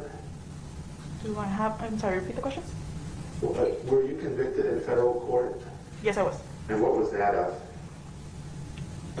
I'm sorry? Do you remember the name of the crime that you pled guilty to? I pled guilty for trafficking and smuggling drugs. Into the U.S.? Yes. Okay. And let's talk a little bit about when you saw Jessica Kelley and Victoria. You said a few minutes ago that Jessica was looking at you kind of ugly or dogging you. Do you remember that? Yes. Now, you weren't concerned then that Victoria would be hurt or anything, were you? I wasn't concerned, but I did have like that, a bad feeling. Right. And of course, looking back now, you really have a bad feeling, don't you? I actually had a bad feeling that day because Victoria was really happy and excited, and she was like shiny, and just like her whole aura was shiny. And then when Jessica Kelley came out of the apartment, it was like gloomy, so it didn't feel right. That's why when me and my sister walked back into the apartment, I asked her if that was her mom. Now, there were a lot of teenagers and children playing that day, weren't there? I'm sorry? There were a lot of kids outside. That I observed, yeah, a few. A few? And there's a swimming pool right across the Yes. lot. And kids like to use the swimming pool on a hot summer day. Yes. Now, as I understand it, the next day was going to be, they were getting out of school early, and that's why she was going to have her birthday party the next day? Yes. And did Victoria tell you about her party and she wanted you to come?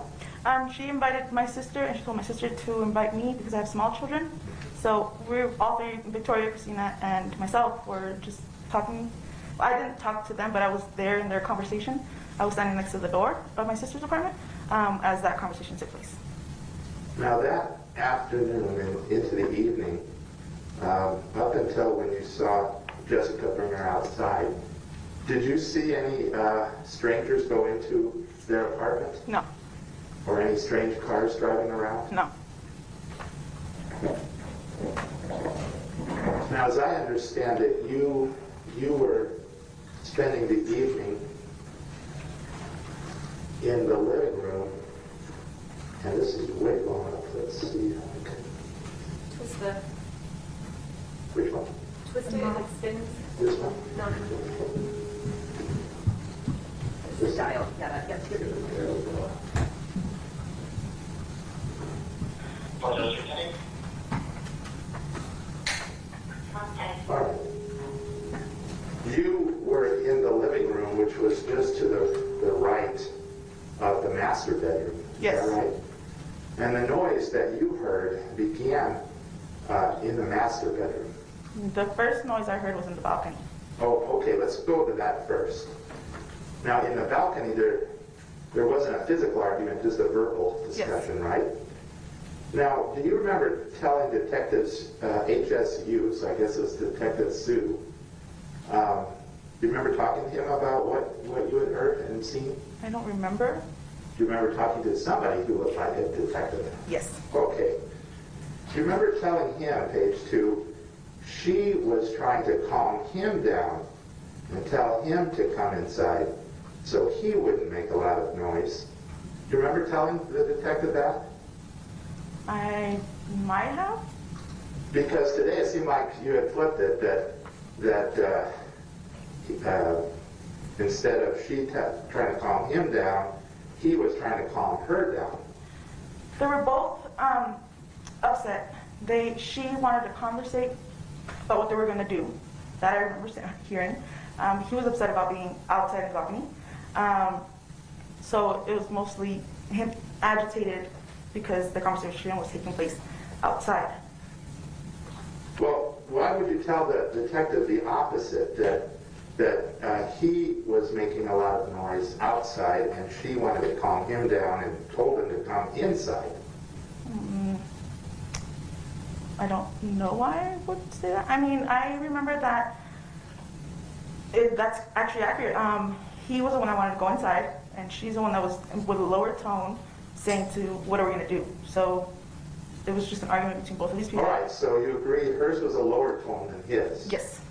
All right. And when his was a little louder of a tone, she wanted him to come inside because he was making too much noise out there. I don't recall stating that. Okay. If you said that, would your memory have been better 6 years ago? Reference, please? Page 2. Detective HSU and her report was going well. Let me try one more time. I'll quote and see if you agree with this. She was trying to calm him down and tell him to come inside so he wouldn't make a lot of noise. Does that sound more accurate? So I'd be able to take a look at my transcript. Okay, I didn't print one out. She may have it, but... It's not page 4. There's nothing else that's on page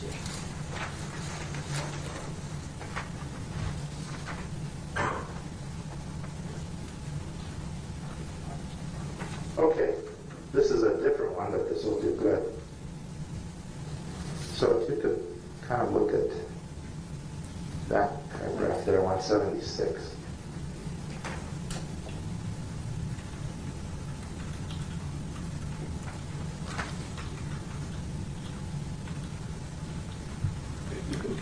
I don't think they got what I had said right. Isn't that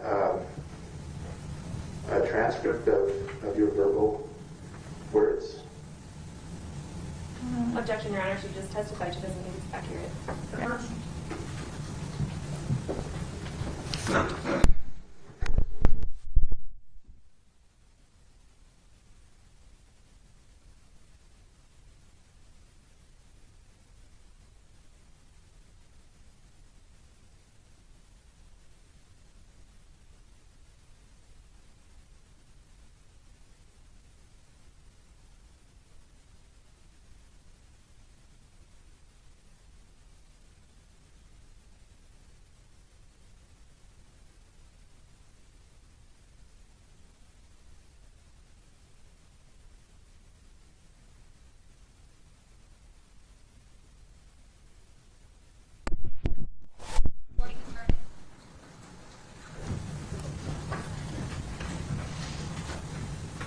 So you think that that the transcript is not accurate as to her asking him to come inside? Right, because I remember that I mentioned both of them when I had the interview. I remember that I mentioned what both were saying. But you do remember today that she was kind of talking in a lower tone of voice. So like I said, it was a heated argument. As when I say lower voice, I mean like a heated argument, lower voice, not like whispering. I'm talking about like a heated argument, lower voice. Right. So not to make a lot of noise. Right. All right. Now, why did you, I realize it's been 6 years, but why did you initially think the whole argument that we're about to talk about, which was a little later, lasted 5 minutes, and then today you said you agreed it was 35 minutes? Because my memory is a little rusty. It's been a lot of years. All right. Now, did you hear the man? What did he say when you heard these noises in the master bedroom? And I guess we're back to that. Was it in the master bedroom where this fight started? Well, I wouldn't be able to be certain because I wasn't in the apartment, but it sounded like it was coming from her bedroom. Okay. And you heard like pounding or something against a wall or something like that? Yes. And what did you hear the man say? Didn't he say something? Right now I don't remember. I would be able to see the transcript to remember. All right. And did you happen to notice if one or two TVs were on in their apartment? No. Okay. And so you hear this. What you heard, did it sound like there was some fighting and then it calmed down for a little bit and then some more fighting, or was it all one stretch? It was all one stretch. I believe. I want to remember that it was all at once, But me and my sister were going back and forth in the apartment, so I don't really remember right now if it was like all. Okay, Yeah. so there might have been a calming down between it, but you were going back to your sister and back, so you're not sure. We did hear the fighting, but that took a long time. Like, it didn't take a long time. We heard the fighting for a minute, and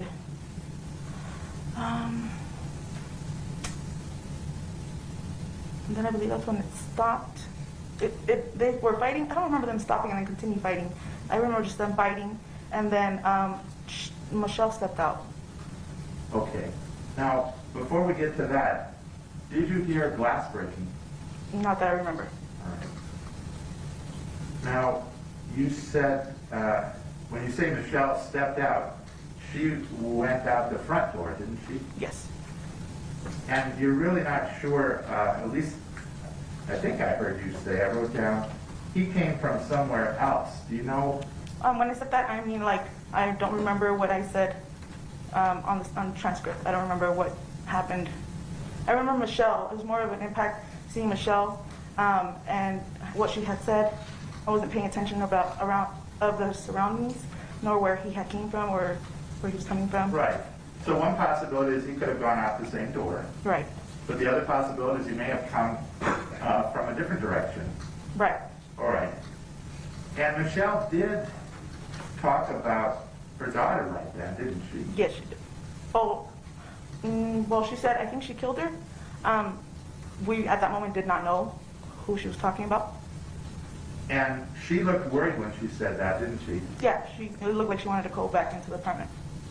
And did you hear Fabian and Michelle pounding on doors to call 911? No, I did not hear that.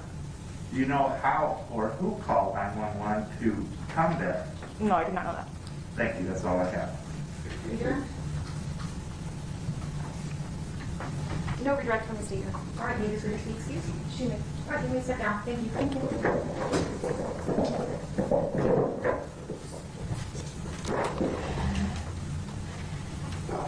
State next witness. Under the state calls Pauline Quintana.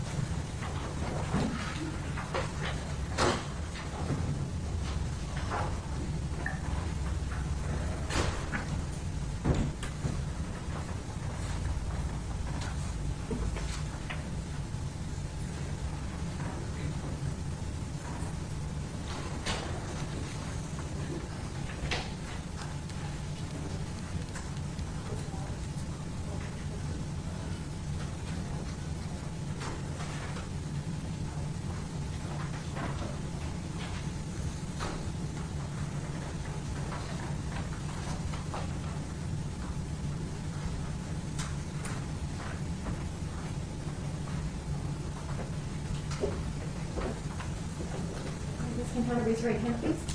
Do you solemnly swear or affirm under penalty of law the testimony you're about to give will be the truth, the whole truth, and nothing but the truth? I need Allah. I do. Thank you. Have a seat. You'll see a microphone in front of you. I'm going to need you to speak in there. You might get you hooked up with another microphone too, depending on how loud you are. Okay. If you would go ahead and state your name. My name is Pauline Quintana. Let's go ahead and cover up, please.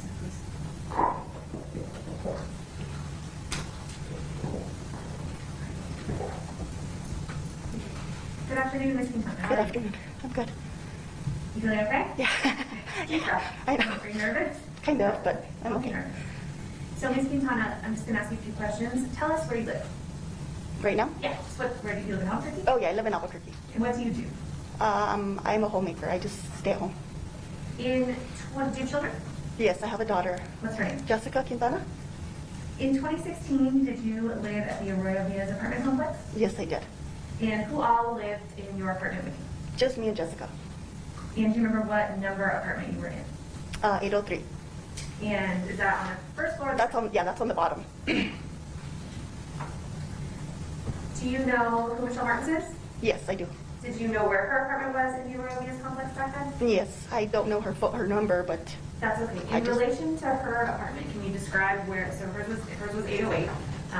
describe where 803 was, and let me maybe put up a picture. Does that help you? Yes, it's right there where the white chair is. So this, you were right here? Yes, that's my apartment right there. So where is that in relation to Michelle Martens' apartment? You're right under her? Wait a minute. I'm sorry. This is, Is that not right?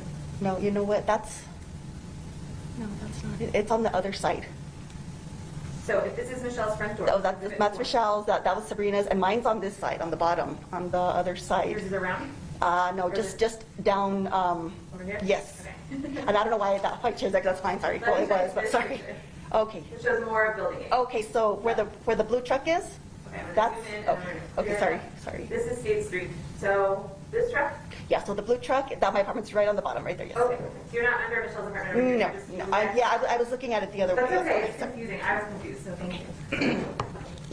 So did you, were you friendly with Michelle Martens back in 2016? Yeah, we were friends.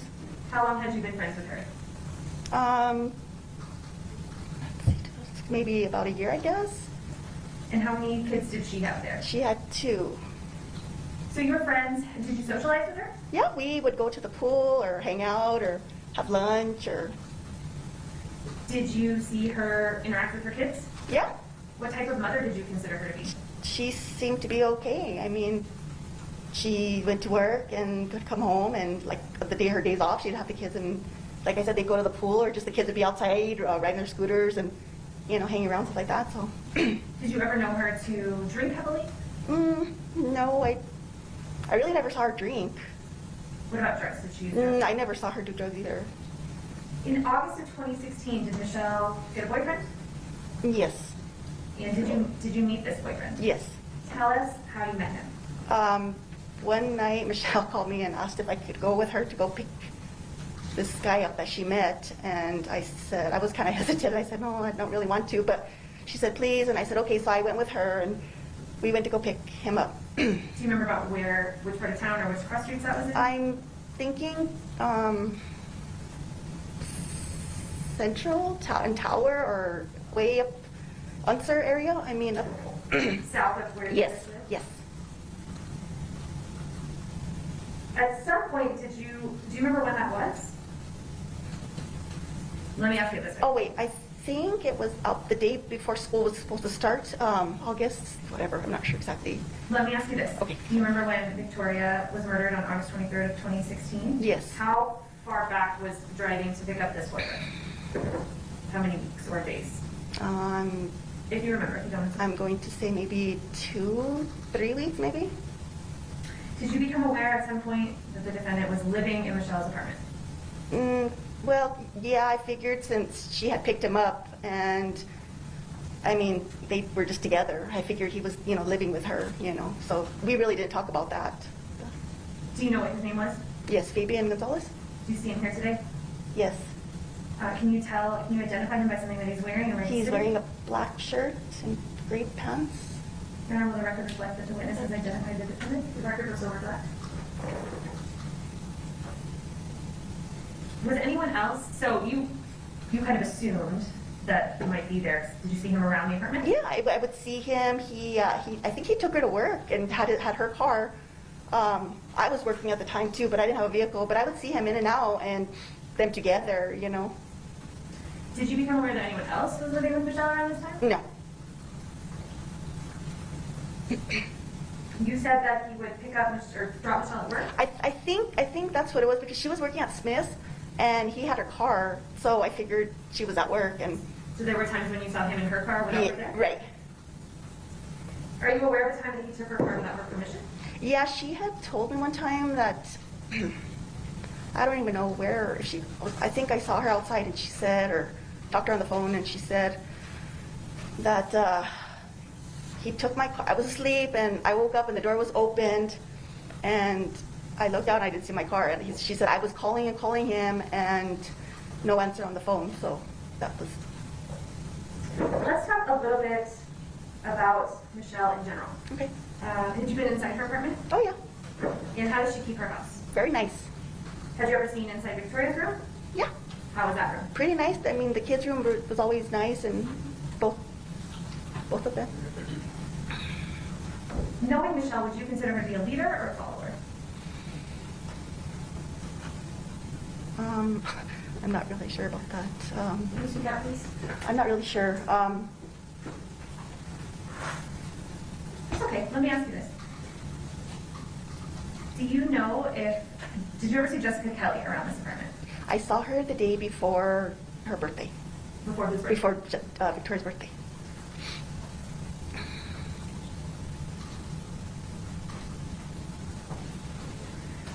Were you aware if Michelle's parents knew about the defendant living in her apartment?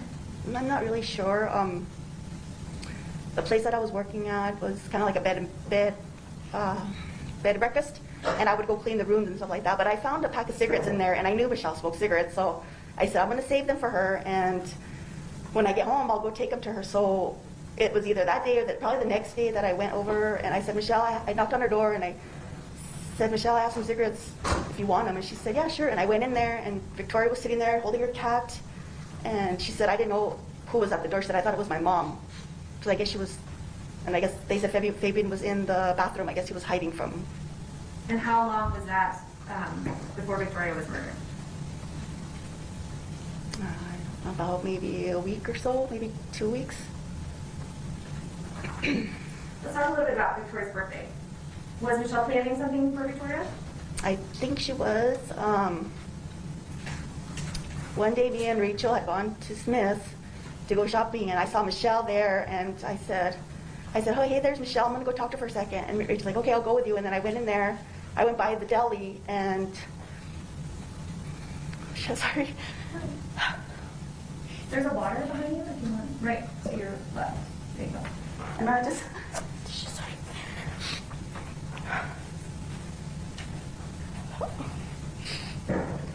Okay, so Michelle had told Rachel I was talking to Michelle, and Rachel was right by me, and she said, Who's Rachel? Rachel's another neighbor that lived around there.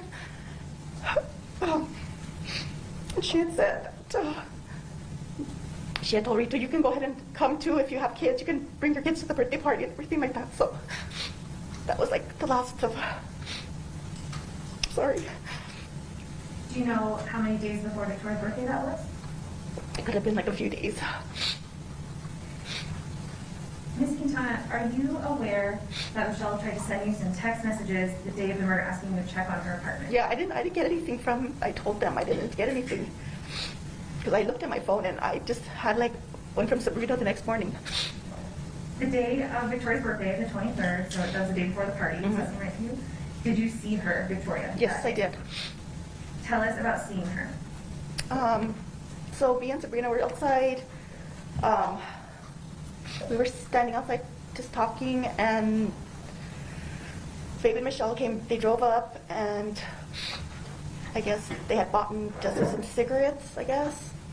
And I had seen Jessica was, I guess, I guess she was waiting for the cigarettes. So Michelle got out and went upstairs and said hi to me, and then she went upstairs and she said, I guess she gave her the cigarettes, and I think those were the wrong cigarettes or something. So she got mad at her, and Who got mad at you? I think Jessica got mad, saying that was the wrong cigarettes, and she went downstairs. And I think she was yelling at them when they were in the car.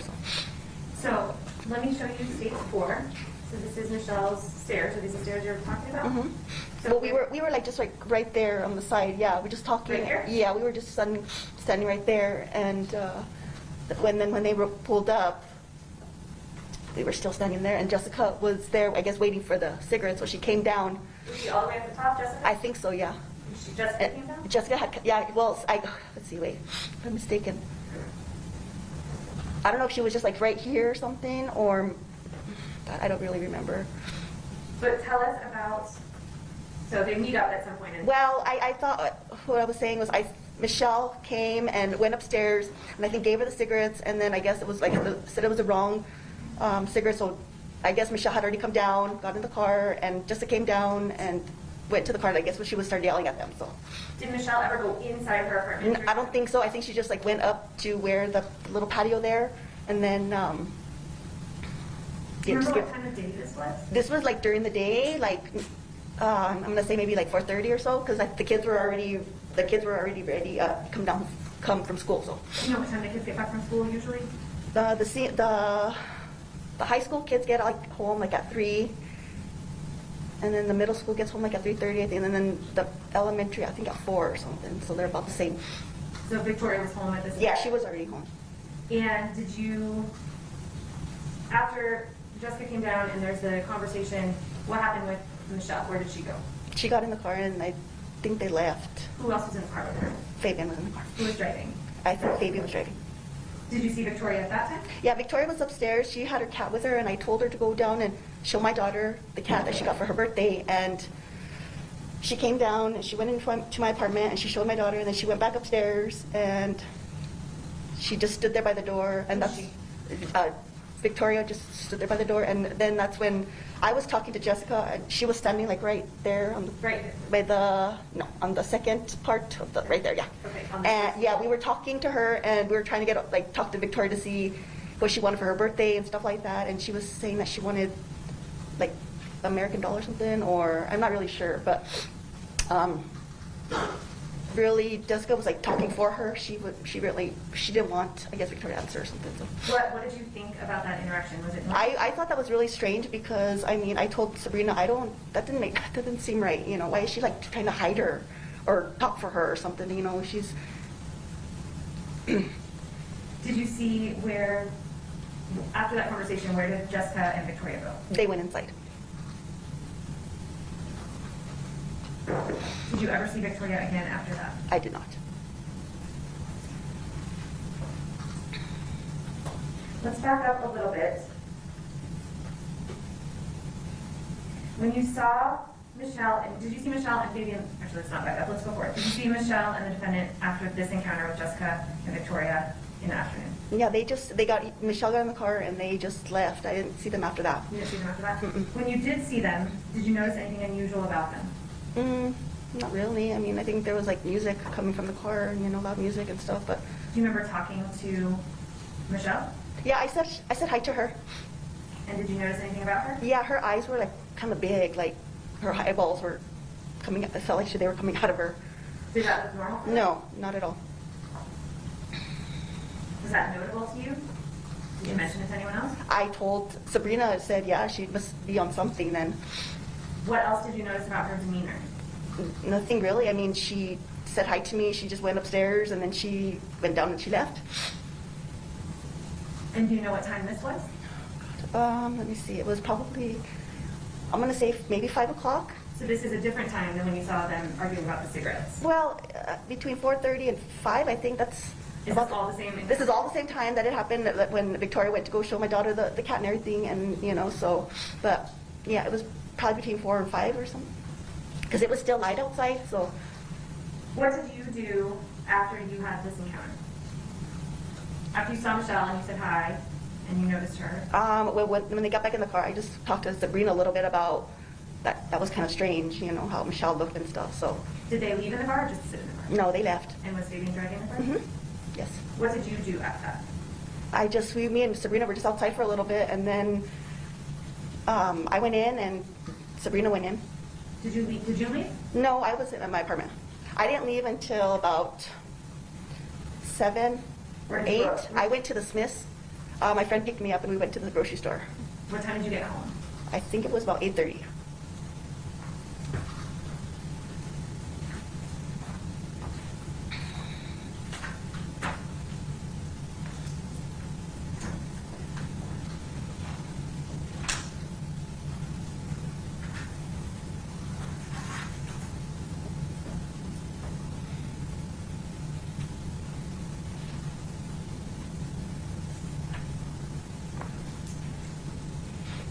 Just one minute.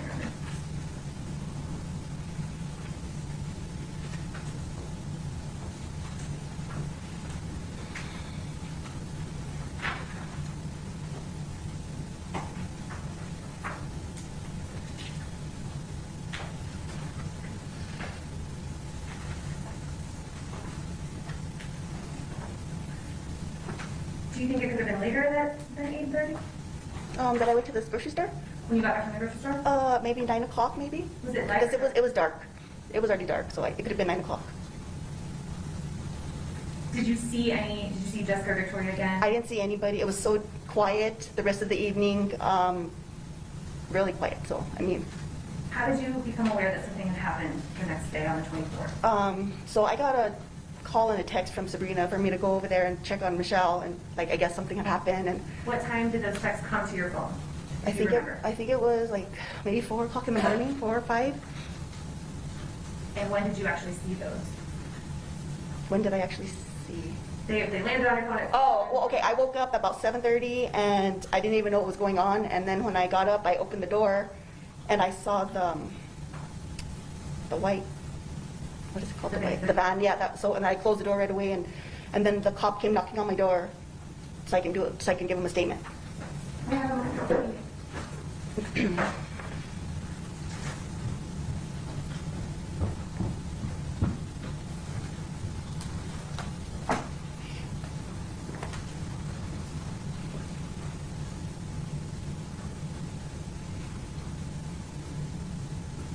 Pause the witness, Your Honor.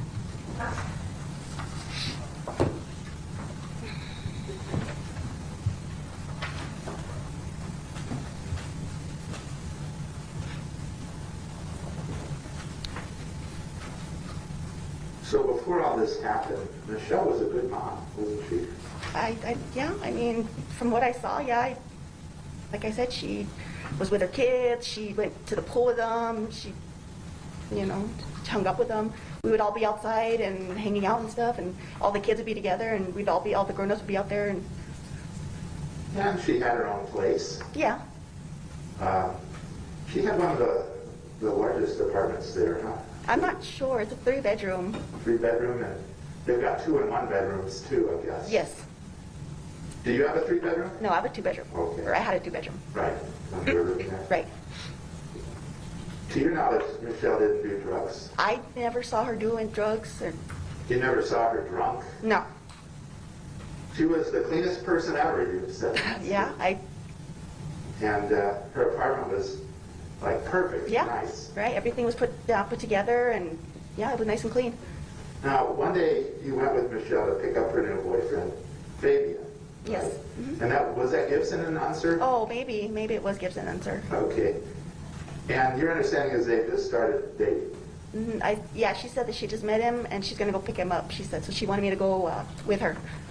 And when you saw them together, they seemed happy, didn't they? Oh yeah, they seem really happy. Now these Arroyo Villa apartments, that was a pretty safe neighborhood for kids, wasn't it? I mean, there were a lot of younger and middle school kids that lived there. Yes, and they all got along. All the kids got along.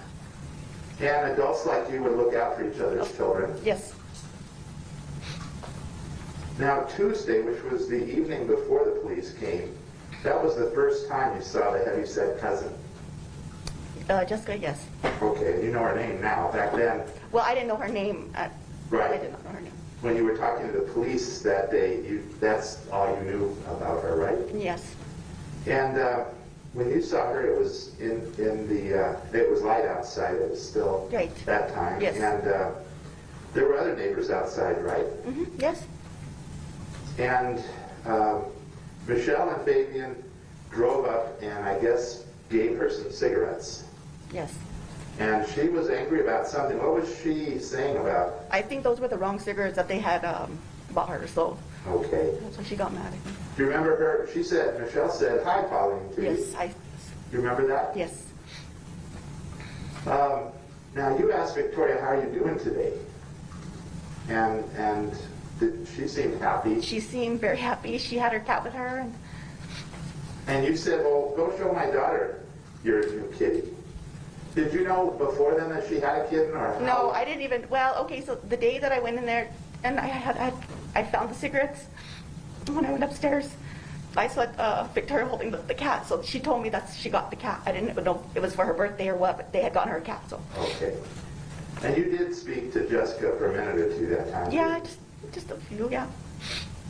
And you and Sabrina were out talking as well? Yes. And that's when Victoria explained that they were going to celebrate her birthday the next day when the kids get off early from school. Yes. Right? And Jessica told you, well, I have a 15-year-old daughter. Remember that? I remember, yes. Now, when Detective Lopez asked you about Jessica, You didn't say she was acting weird or anything. Well, Jessica wasn't acting weird. No. Michelle is the one that was just the way she looked. Okay. Well, focusing on Jessica, she acted normal from what you could see. Yeah. And so you had no idea that Victoria was in any danger at that I point? did not. No, I did not. Now, that was the last time you ever saw Victoria, wasn't it? Yes. Were there any people outside, out of the ordinary, people that didn't belong there?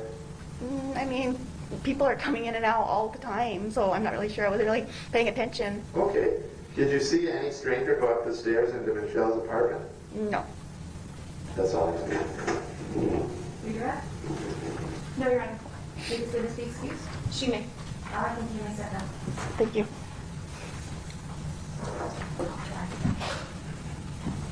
Yes. Thank you. We're going to go exactly 15 more minutes, okay? Next witness? Jessica Kelley, Your Honor.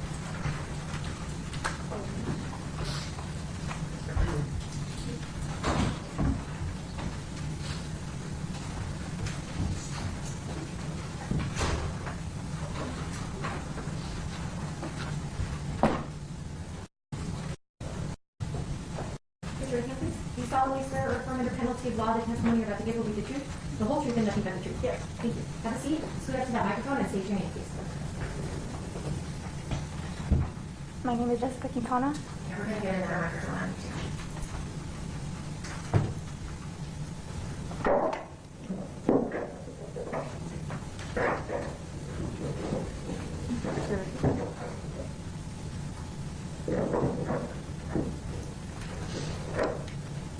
Good afternoon, Ms. Kelley.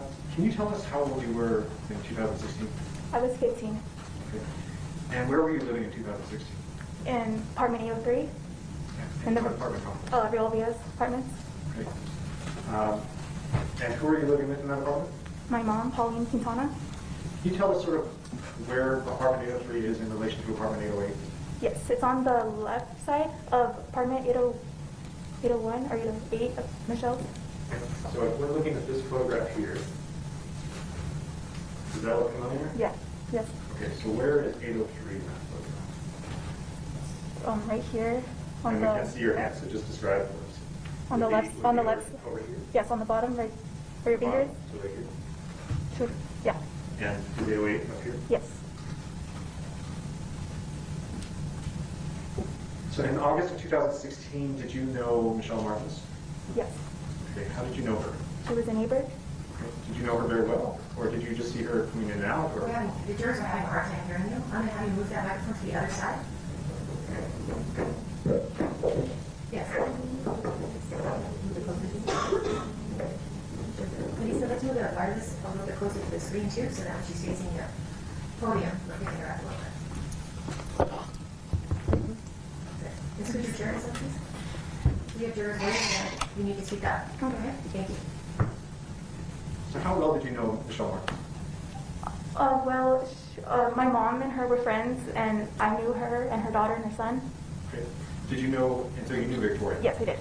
And did you play with Victoria? Did you know her well? I used to babysit her. Okay. And so you saw her, did you see her quite frequently? Yes. What did you think of Michelle? She seemed like a nice lady. And how about Victoria? Did she seem happy? Yes. Did you meet Michelle's new boyfriend in August 2016? I believe so. I think my mom and like Michelle was there. I think they all like introduced me to Fabian. Okay. And you said his name was Fabian? Yes. How many times did you see him? Maybe like twice. And was this, you remember the day that Victoria was murdered, how long before that was, did you see the defendant at Michelle's apartment? Maybe like a couple times, like around the apartment. Okay, how many days? Like, was it pretty close to the time? I believe so, Is yes. that so? I believe so, yes. And did you go to school on August 23rd, 2016? Yes, I did. What time did you said you were 15. Were you in high school? Yes, I was. What time did you get home from school? 3:30, I believe so. Do you know if Victoria was in elementary school Yes, she was. at the time? Yes. Do you know when the elementary school kids got home? I'd say 4 o'clock. And did you see her that day? Yes, I did. Where did you see her? Around the apartment. Just like right Where specifically? So if we're looking at this picture, was it in this picture somewhere? Yeah, like by like where she like lives, by her staircases. Yes. Over by her staircase here? Yes. And what was she doing at the time? She was just telling everybody about like her birthday party the next day and inviting everyone to go to her birthday party. Okay. Do you remember about what time this was? Maybe like 4:15, 4:30, I believe. Okay, so shortly after you got home from school? Yes. Did you see her cat that day? Yes, I did. Okay, where did she show you her cat? Did she come over to your apartment? Yes, she went inside my apartment. What kind of interaction did you have with her? I was like excited to see her like with her kitten that she got or her cat. Did she talk about her party to you? Yes, she did. Did she invite you to her party? Yes, she did. Did you see her another time that day after you saw her cat? No. Did you ride the bus? Yes, I did. Okay. Did you notice, you said there's a time gap between when high school gets there and when elementary school kids get there. Did you notice her outside at any time? Like by herself? No. And what about later that evening? Were you out with some friends? Yes, I was. Okay. And do you remember an incident where someone was coming down the stairs? Yes. Would you tell us what happened? Okay. So. And tell us what you heard or saw first, Okay. and then go from there. Okay. So I don't really remember like the time that it was that my friends came over to the apartments and they wanted me just to hang out like in the front of my apartment, and we were just talking, and then all of a sudden Michelle and Fabian pull in to the parking lot, and that's whenever we all saw Jessica Kelley carrying Victoria. Okay. So the first thing you saw was Michelle and Fabian coming in. How many friends were you with? 3. And where were you? Where was your group of friends? In the like on the right side of that, like where that window is. Which one? Over here? No, the. Over this way, Mom? I'm sorry, I'm on the right. Sorry. Over here. Yes, that's my window. I'm going to switch photos on you. Do one that's a little closer up by 808. Do you recognize Michelle's car in this photograph? Yes, Okay. Is that what Michelle and the defendant were in that day? I believe so. Yes. Okay. You said they pulled up and did you hear music? Yes. Was it loud? Yes. And what were they doing inside the car? They were just like singing and like laughing, kind of like hysterically. Okay. Did you notice anything else about them? No. How did they seem to you? Were they happy? Were They just seemed like normal, I guess. was it loud enough that it drew your attention to them? Not really, but like more like the music. I'd say so. Yeah. The music was? Yes. And then what did you notice about Jessica Kelley? Where was she on the stairs? She was just coming down from Michelle's apartment to go show Michelle and Fabian what happened. Okay, so she came onto the stairs here. Did she go down the stairs? Yes. How far down? All the way down. All the way down? Yes. Okay. And then where did she go from the bottom of the stairs? She went straight to the car. On the sidewalk? Yes. Okay, so over this way? Yes. And did she stop right about here, or where did she? Yeah, she stopped right there. Okay. And then what happened? Then she showed like some Victoria, and that was it. Okay. You said she showed Victoria. So how was Jessica holding Victoria at the time? Like this, and Victoria was like right here. And how did you know it was Victoria? Did you see her face? No, Okay. How did you know it was her? because she's tiny. You need to see that. She's tiny. Okay. And so if you couldn't see her face, was she wrapped up in something? Did she have clothing on? She had a blanket over her. She had a blanket over her. Yeah. Okay. Do you remember the color of the blanket? I believe it was a white blanket. And what did Michelle and the friends do when they saw Jessica holding Victoria? They just started like laughing, like kind of like hysterically. Okay. Did they say anything? No. What did you see after that? Then Jessica ran upstairs with Victoria, and then Michelle and Fabian took off. So after she came here to the car, she went back up the stairs, all the way up and inside the apartment? Yes. Did she say anything else? No. Did you see anyone else around at the time that was unusual for that area? No. And when Jessica was walking downstairs with Victoria, did you see her move at all? Did you think it was unusual that Jessica was carrying her downstairs? Kind of, yeah. Did you talk about it with your friends? Not really. Do you know if your friends noticed? I believe so, yeah. Do you know what she was doing? Did you have an idea of what she was doing at the time? No. And you said after this happened, you saw Michelle and the defendant leave? Mm-hmm. Then yes? Yes. Was the music still on? Yes. Did you see any blood, either near Victoria, on Victoria, No. anything like that? Nothing alarming, at least from No. your perspective. Is that right? Yes. And did anything else happen before Jessica went inside or after she went inside? No, it was all quiet after that. And what did you do? I still stayed outside with my friends, and then after that we went inside. How long were you outside, do you think? I'd say maybe like 20 or 30 minutes, I believe so. Okay. Do you know if your friends have been outside? I mean, how long have you been outside at that point? Not that long. They were outside before I was, Okay. so they came to come and get me. Do you know how long they've been out there? I have no idea. And did something happen the next morning? Yes. What happened? So I woke up at 3 a.m. to get ready for school. Then How do you remember that it was 3 a.m.? because that's the time that I would usually wake up for school to get ready. All right. Then I heard like commotion, like outside, like screaming and yelling. Then I heard the smoke detector go off, and I heard like a door slam, and then after that it was quiet after that. Okay. So you said you heard a scream, heard some noise. Let's change photos on you again. So where in this photograph did you hear the scream and the noise? Right by Michelle's staircase. Over here? Yes. And what exactly did you hear? I heard like screaming, like saying no, stop, and then I heard like a man saying, "Be quiet, you're gonna wake up the neighbors." Okay. And you said you heard screaming? Yes. Was it a woman screaming? I believe so, yes. Were the man and the woman outside, or did they seem to be inside of the apartment? They were outside right by the staircases.